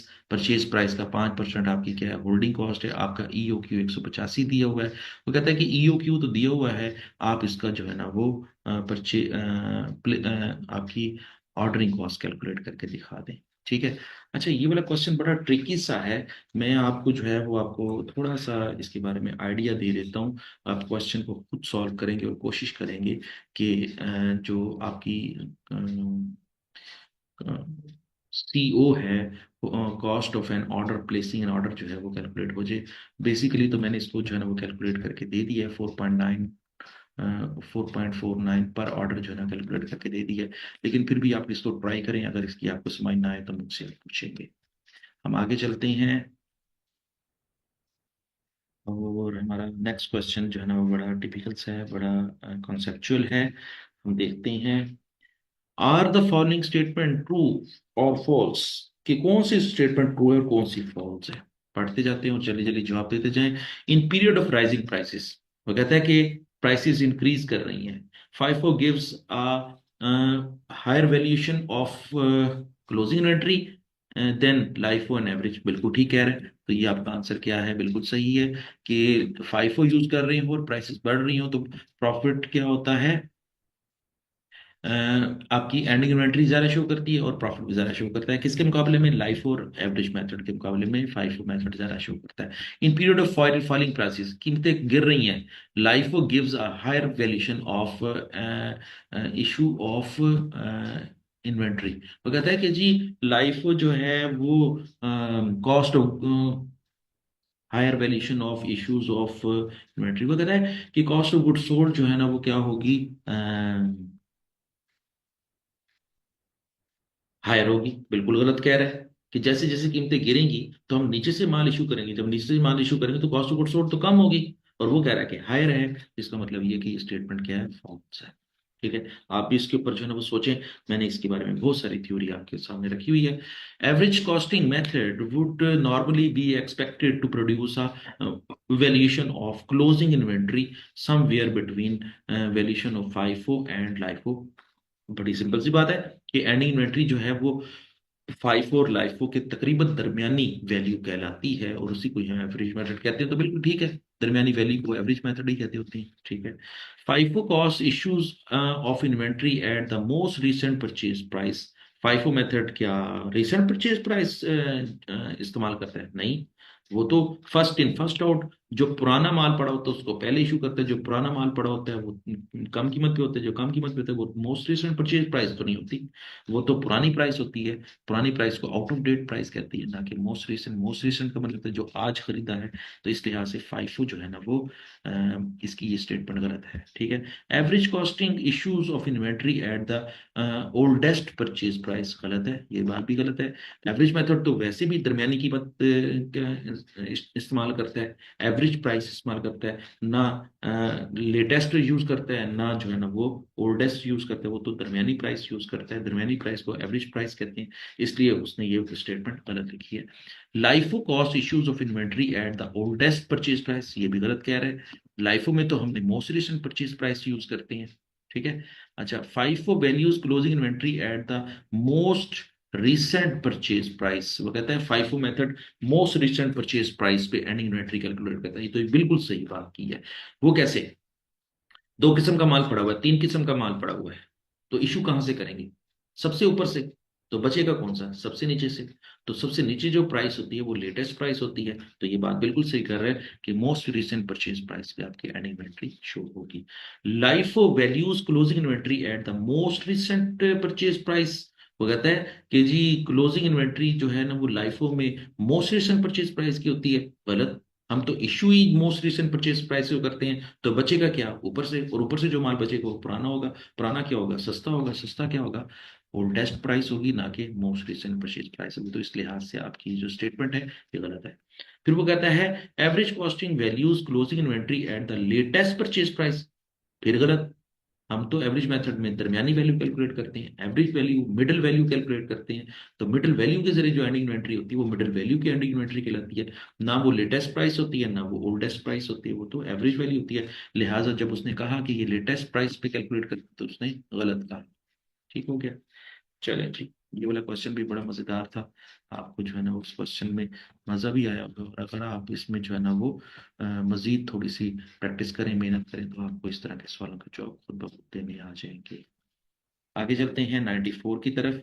और 94 का जो डाटा है वो कुछ इस तरह है कि the following information applies to the question 94, 95, 96। वो कहता है कि ये जो डाटा है ये तीन सवालों का जवाब देगा, 94, 95 और 96। डाटा क्या है? वो कहता है कि एनुअल यूजेज कितने 48,000 यूनिट्स हैं, परचेज प्राइस कितनी है 80 पर यूनिट है, ऑर्डरिंग कॉस्ट कितनी है 120 पर ऑर्डर है, और होल्डिंग कॉस्ट कितनी है 10% ऑफ परचेज प्राइस, और परचेज प्राइस कितनी है 80 का 10% कितना हो जाएगा 8। आपकी holding cost per unit per year कितनी है? 8 रुपए, ठीक है। अब बहुत आसान सवाल पूछ रहा है, मुझे तो ये सवाल करवाने नहीं चाहिए, ये सवाल तो आपको खुद करना चाहिए। What is the EOQ of raw material? EOQ calculate करना है। हाँ, मैं आपको फार्मूला लिख के दे देता हूँ। आपको फार्मूला अगर याद नहीं आ रहा तो मैं लिख के दे देता हूँ। ईओक्यू को कैलकुलेट करने का फार्मूला होता है आपका, वैसे बड़ा आसान सा सवाल है और बड़ा आसान सा फार्मूला है। ये तो आपको ये फार्मूला खुद ही याद करना चाहिए था। √2 DCO divided by CC, percentage of UC. ये है फार्मूला, इसको पुट कर लेते हैं। टू टू ही रहेगा। डी कितना है? 48,000। 48,000। और सीओ कितना दिया हुआ है सवाल के अंदर? 120 दिया हुआ है, ठीक है। और डिवाइड किससे हो रहा है? 10% ऑफ परचेज प्राइस, और परचेज प्राइस क्या है? 10% ऑफ 80। और इसका हम अंडर रूट भी साथ ले लेते हैं। तो इस सारे को कैसे कैलकुलेट करना है? पहले ऊपर वाली अमाउंट को मल्टीप्लाई करना है, फिर नीचे वाली अमाउंट को कैलकुलेट करने के बाद डिवाइड करना है, डिवाइड करने के बाद जो आंसर आएगा उसका अंडर रूट ले लेना है। अंडर रूट लेने के बाद आपका आंसर आएगा 1200 यूनिट्स आएगा। और 1200 यूनिट्स के लिहाज से हमारी ऑप्शन सी लॉक होती है। ठीक हो गया? आगे चलते हैं। वो कहता है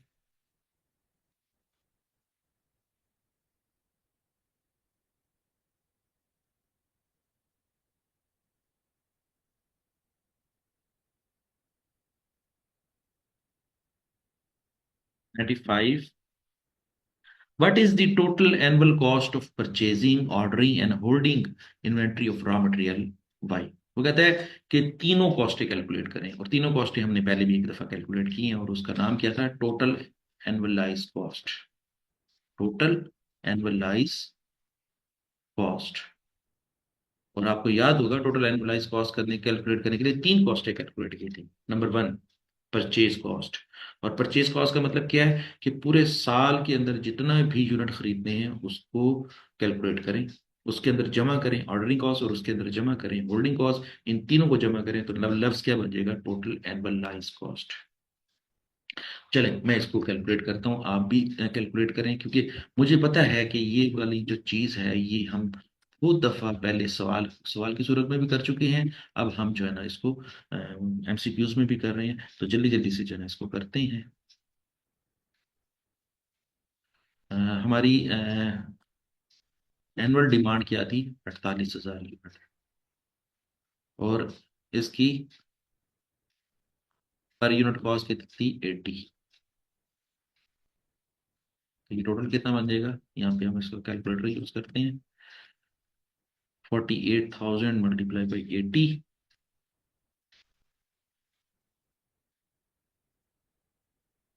तो ये कितना हो जाएगा? 38,40,000। क्या हो जाएगा? 38,40,000। तो ये तो हमारी परचेज कॉस्ट होगी। मीन्स कि जो माल खरीदेंगे हम पूरे साल में, वो कितने का खरीदेंगे? 38,40,000 रुपए का। और उसके अंदर ऑर्डरिंग कॉस्ट क्या होगी? ऑर्डरिंग कॉस्ट होगी, हमने डी डिवाइडेड बाई क्यू। और डी कितना था? 48,000 यूनिट। क्यू कितना था? 1,200 यूनिट। तो क्या करेंगे? 48,000 तकसीम 1,200, और मल्टीप्लाई किसे करना था? वो हमारे सवाल में दिया हुआ है, वो है हमारी ऑर्डरिंग कॉस्ट। और ऑर्डरिंग कॉस्ट कितनी दी हुई है हमारे सवाल में? एक मिनट, मैं देखो जरा, मेरे ख्याल 120 दी हुई है। हाँ 120। ठीक है, तो 120 से मल्टीप्लाई कर देते हैं, तो ये 48,000 तकसीम 1,200 करते हैं।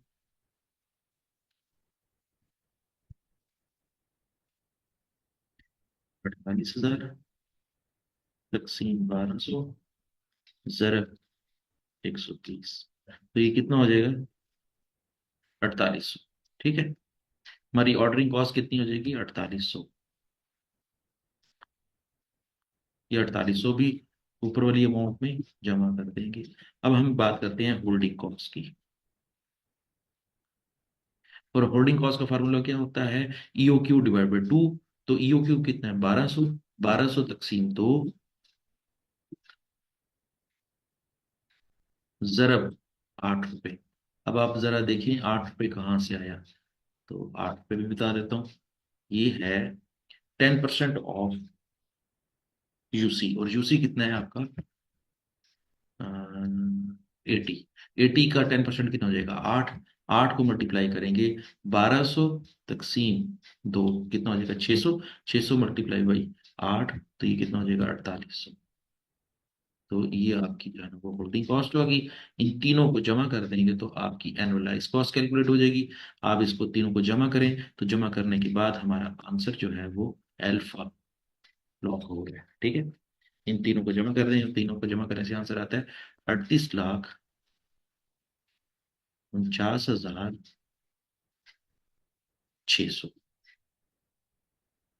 ये हमारा आंसर है। ठीक है, तो टोटल एनुअलाइज कॉस्ट कितनी है? 38,49,600। एक साल की हमारी इन्वेंट्री की कॉस्ट है 38,49,600। चलिए जी, ये क्वेश्चन भी हमारा हो गया। अब इसके बाद हम आगे चलते हैं।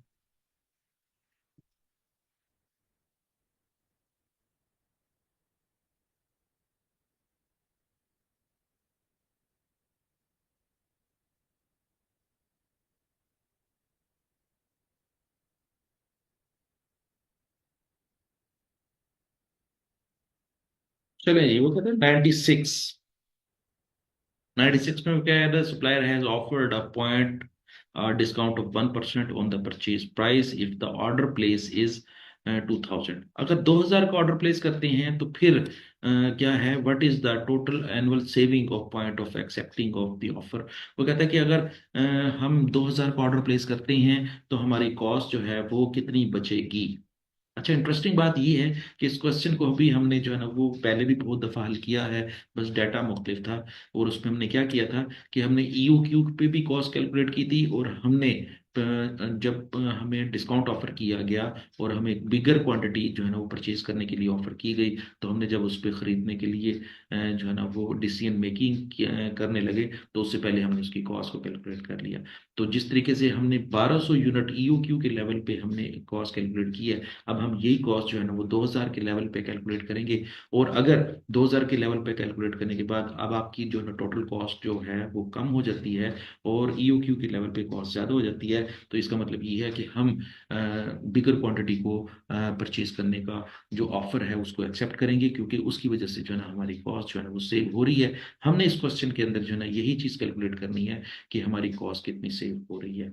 तो मैं आपके सामने जो है ना वो 2000 यूनिट के लिहाज से जो कॉस्ट बनती है वो कैलकुलेट करके दिखा देता हूँ। आपने जो है ना वो सिंपली क्या करना है कि मैंने ये जो कैलकुलेशन की है आपने इसको जो है ना वो प्रूफ करना है, और प्रूफ करने के बाद जो मैं आंसर बताऊंगा वो आपने उसको भी जो है ना वो अंडरस्टैंड करना है। मैं इसको जल्दी जल्दी से जो है ना वो कैलकुलेट करके बता देता हूँ। सबसे पहले तो हमने जो है ना परचेज कॉस्ट कैलकुलेट करनी है, और परचेज कॉस्ट क्या होगी आपकी, 4800, 48,000 यूनिट मल्टीप्लाई बाई, हमें 1% डिस्काउंट मिल रहा है। अगर हमने 80 रुपए का यूनिट पहले खरीदे थे, तो अब हमें कितने कितने का मिलेगा, 79 रुपये 20 पैसे का मिलेगा। ठीक है, कितने का मिलेगा, 79 रुपये 20 पैसे का मिलेगा।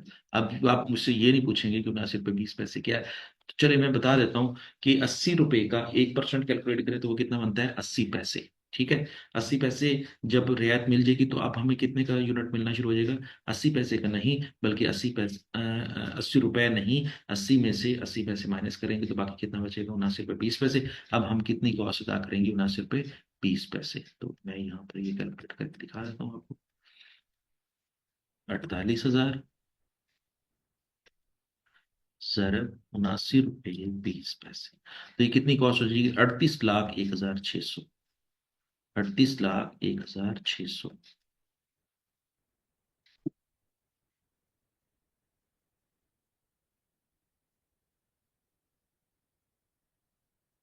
ये थी परचेज कॉस्ट।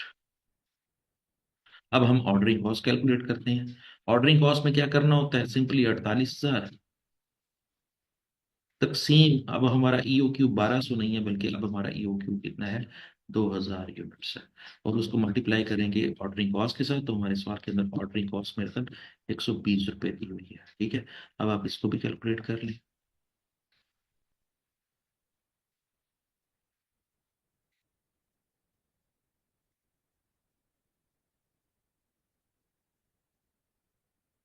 40,000 तकसीम 2000 ज़रब 120 रुपये, आंसर कितना आ जाएगा, 2880 रुपये। 2880। अब हम होल्डिंग कॉस्ट भी कैलकुलेट कर लेते हैं। होल्डिंग कॉस्ट सिंपल है, एवरेज इन्वेंट्री क्या हो जाएगी, 2000 तकसीम 2 मल्टीप्लाई बाई, होल्डिंग कॉस्ट हमने पहले से ही कैलकुलेट की हुई है, 10% ऑफ यूनिट परचेज प्राइस। और यूनिट परचेज प्राइस अब इस वक्त कितनी है, 79 रुपये 20 पैसे। 79 रुपये 20 पैसे का 10% हो जाएगा 7.92। ये बात याद रख लें, 79 रुपये 20 पैसे का 10% कितना हो जाएगा, 7.92 रुपये। अब हम क्या करेंगे, यहाँ पे कैलकुलेशन करेंगे। और कैलकुलेशन कैसे करेंगे, 2000 तकसीम 2 ज़रब 7.92 रुपये। अब हमारी कॉस्ट कितनी हो जाएगी, 7,920 रुपये। ठीक है, 7,920 रुपये।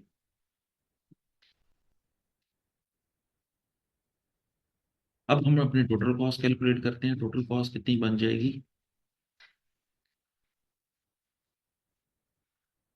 अ, जमा 2880 जमा 38,01,600। अब हमारी कॉस्ट कितनी है? 38,12,400। हमारी कॉस्ट कितनी है? 38,12,400।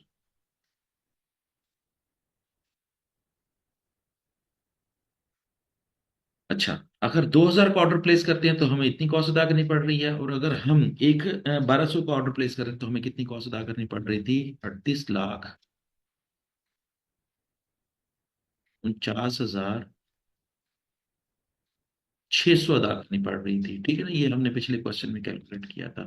तो अब इसको इसमें से माइनस कर देते हैं। 38,12,600 में से 38,49,600 माइनस कर देते हैं तो हमारा आंसर आ जाएगा 37,200 रुपये। अगर हम 2,000 की क्वांटिटी का ऑर्डर प्लेस करते हैं तो इतने पैसे सेव करेंगे। कितने पैसे सेव करेंगे? 37,200 रुपये सेव करेंगे। देखिए ना जरा, आपने अगर 2,000 का ऑर्डर प्लेस किया तो 38,12,400 कॉस्ट अदा की, ये कॉस्ट कम है। और अगर आप 1,200 का ऑर्डर प्लेस करें तो 38,49,600 अदा करें तो ये कॉस्ट ज्यादा है। तो इसका मतलब ये है कि अगर हम बिगर ऑर्डर प्लेस करते हैं तो कितने पैसे बचाएंगे? 37,200 रुपये बचाएंगे। और जब 37,200 रुपये बचाएंगे तो फिर हमारी एनुअल सेविंग कितनी हो जाएगी? If we place an order of 2,000 units, the answer will be 37,200। ठीक हो गया। तो हम अपनी ऑप्शन सी को लॉक करेंगे। ठीक हो गया। चलिए जी, अब मुझे बताएं इसमें कोई अगर आपको इशू है तो मुझसे डिस्कस कर लें। ठीक हो गया।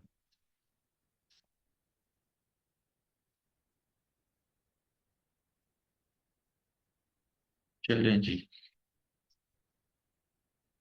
ये क्वेश्चन भी आपका हो गया। और ये बहुत इंपॉर्टेंट क्वेश्चन था। इस तरह के क्वेश्चन आपके जो है ना वो अकाउंटिंग फॉर मटेरियल के चैप्टर से आते हैं।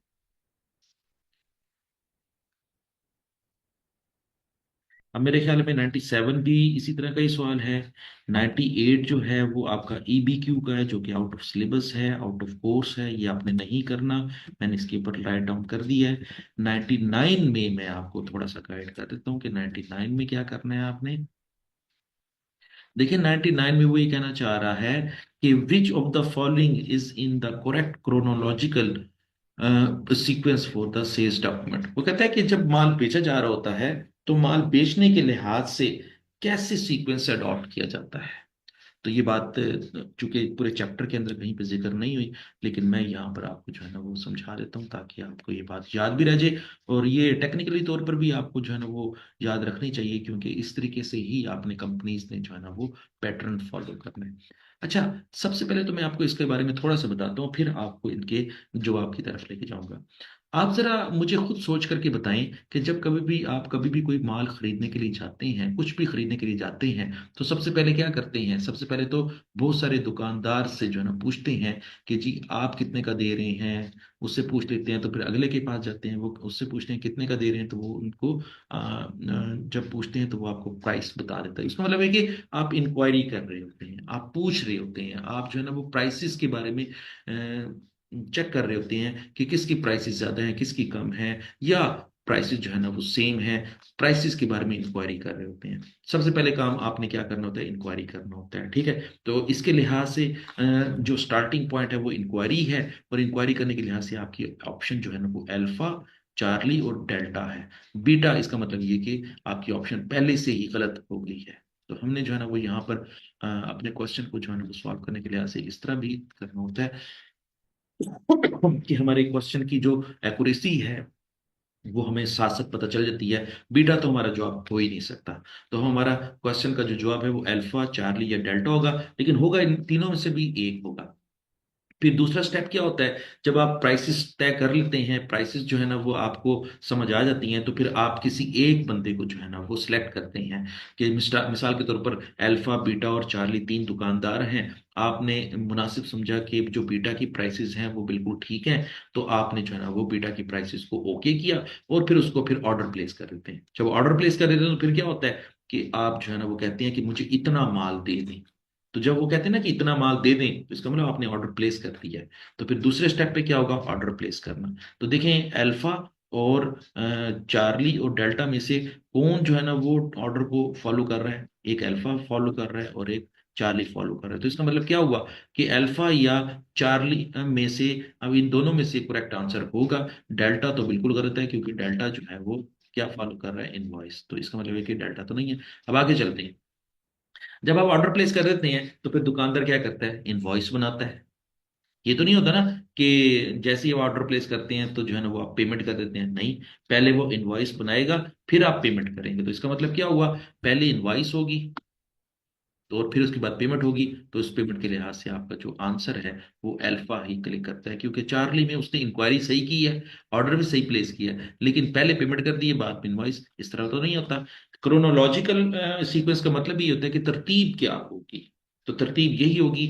आपने जो है ना ये तरतीब याद भी रखनी है कि जी पहले आप इंक्वायरी करते हैं, फिर ऑर्डर प्लेस करते हैं, फिर इनवॉइस बनती है, और फिर उसके बाद पेमेंट करते हैं। ठीक है। ये नहीं होता कि जो है ना वो आपने इंक्वायरी की, ऑर्डर प्लेस किया, फिर उसके बाद जल्दी से पेमेंट कर देंगे। पैसे पहले तो नहीं देते होते। तो इसका मतलब ये हुआ कि पेमेंट जो है वो उसने पहले लिखी हुई। तो इसलिए चार्ली ऑप्शन भी गलत है, और हमारी करेक्ट ऑप्शन क्या होगी, आपकी अल्फा। ठीक हो गया, आगे चलते हैं।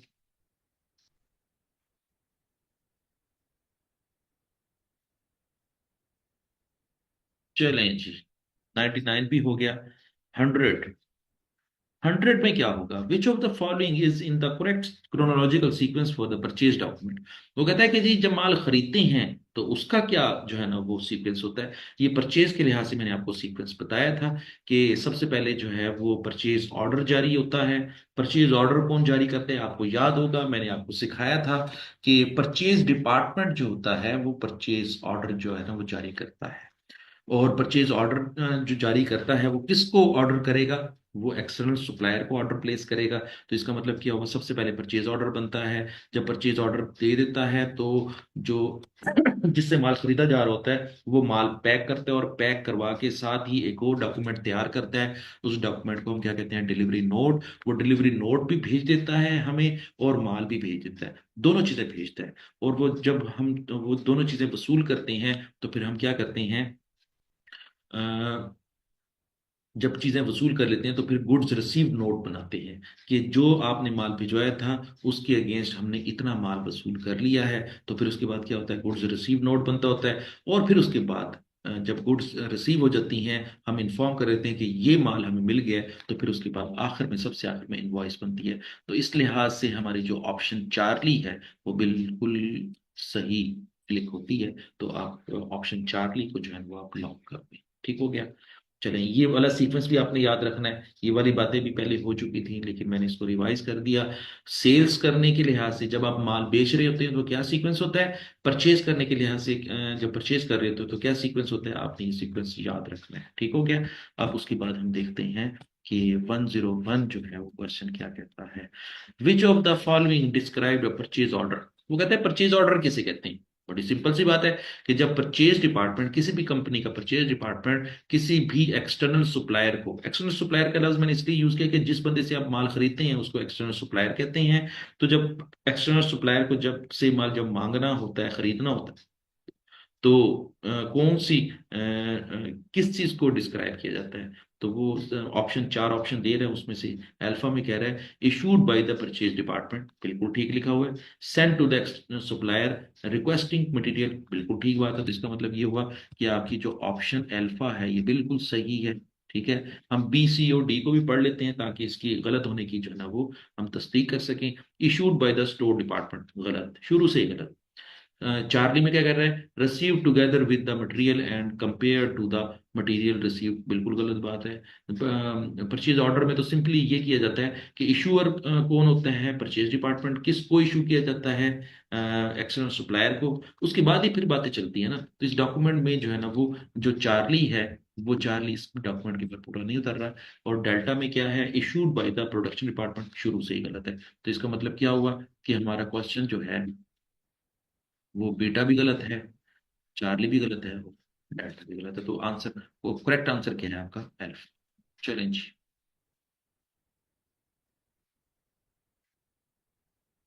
102।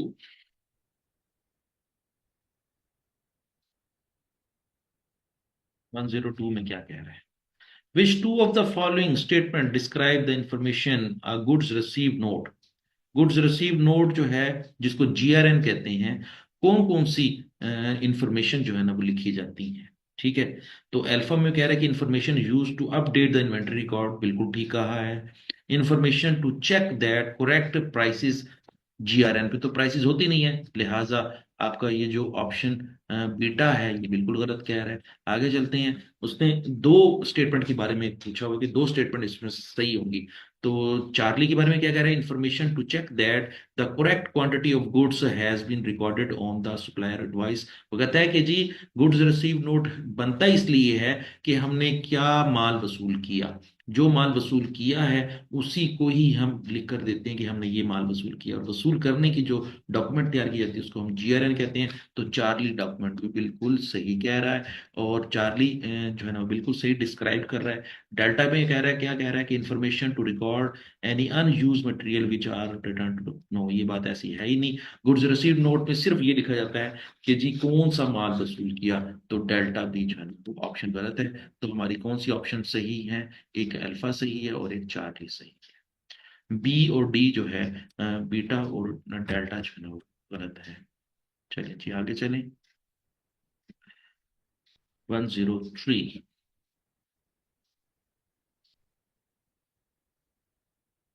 103 में कह रहा है when charging direct material cost to a job और process the details would be taken from the which document. वो कहता है कि जी कौन सी डॉक्यूमेंट से हम जो है ना वो कॉस्ट की इंफॉर्मेशन जो है वो वसूल करते हैं या कॉस्ट की इंफॉर्मेशन लेते हैं।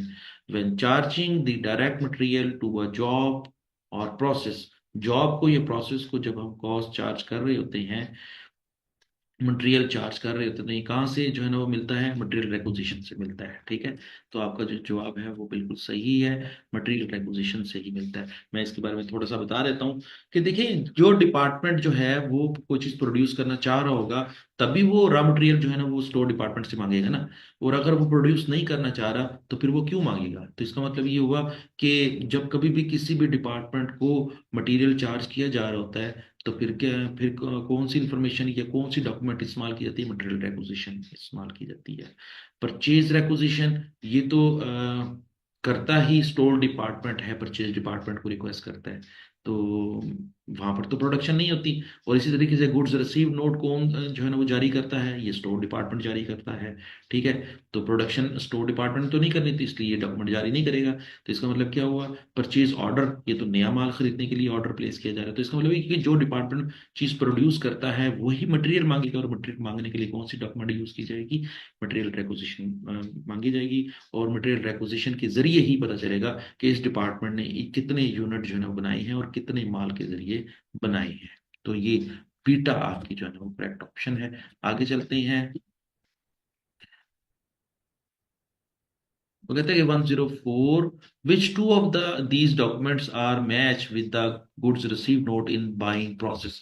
वो कहता है कि हाँ, वो कहता है कि जी कौन सी दो डॉक्यूमेंट्स जो नीचे दी गई हैं वो गुड्स रिसीव नोट के साथ टैली की जाती हैं। तो जाहिर है इनवॉइस फ्रॉम द सप्लायर के गुड्स रिसीव नोट को टैली किसे किया जाता है, सप्लायर की इनवॉइस के साथ। गुड्स रिसीव नोट को किसे टैली किया जाता है, परचेज ऑर्डर के साथ। परचेज ऑर्डर कौन जारी करता है, store department purchase order, sorry purchase department जो है ना वो परचेज ऑर्डर जारी करता है।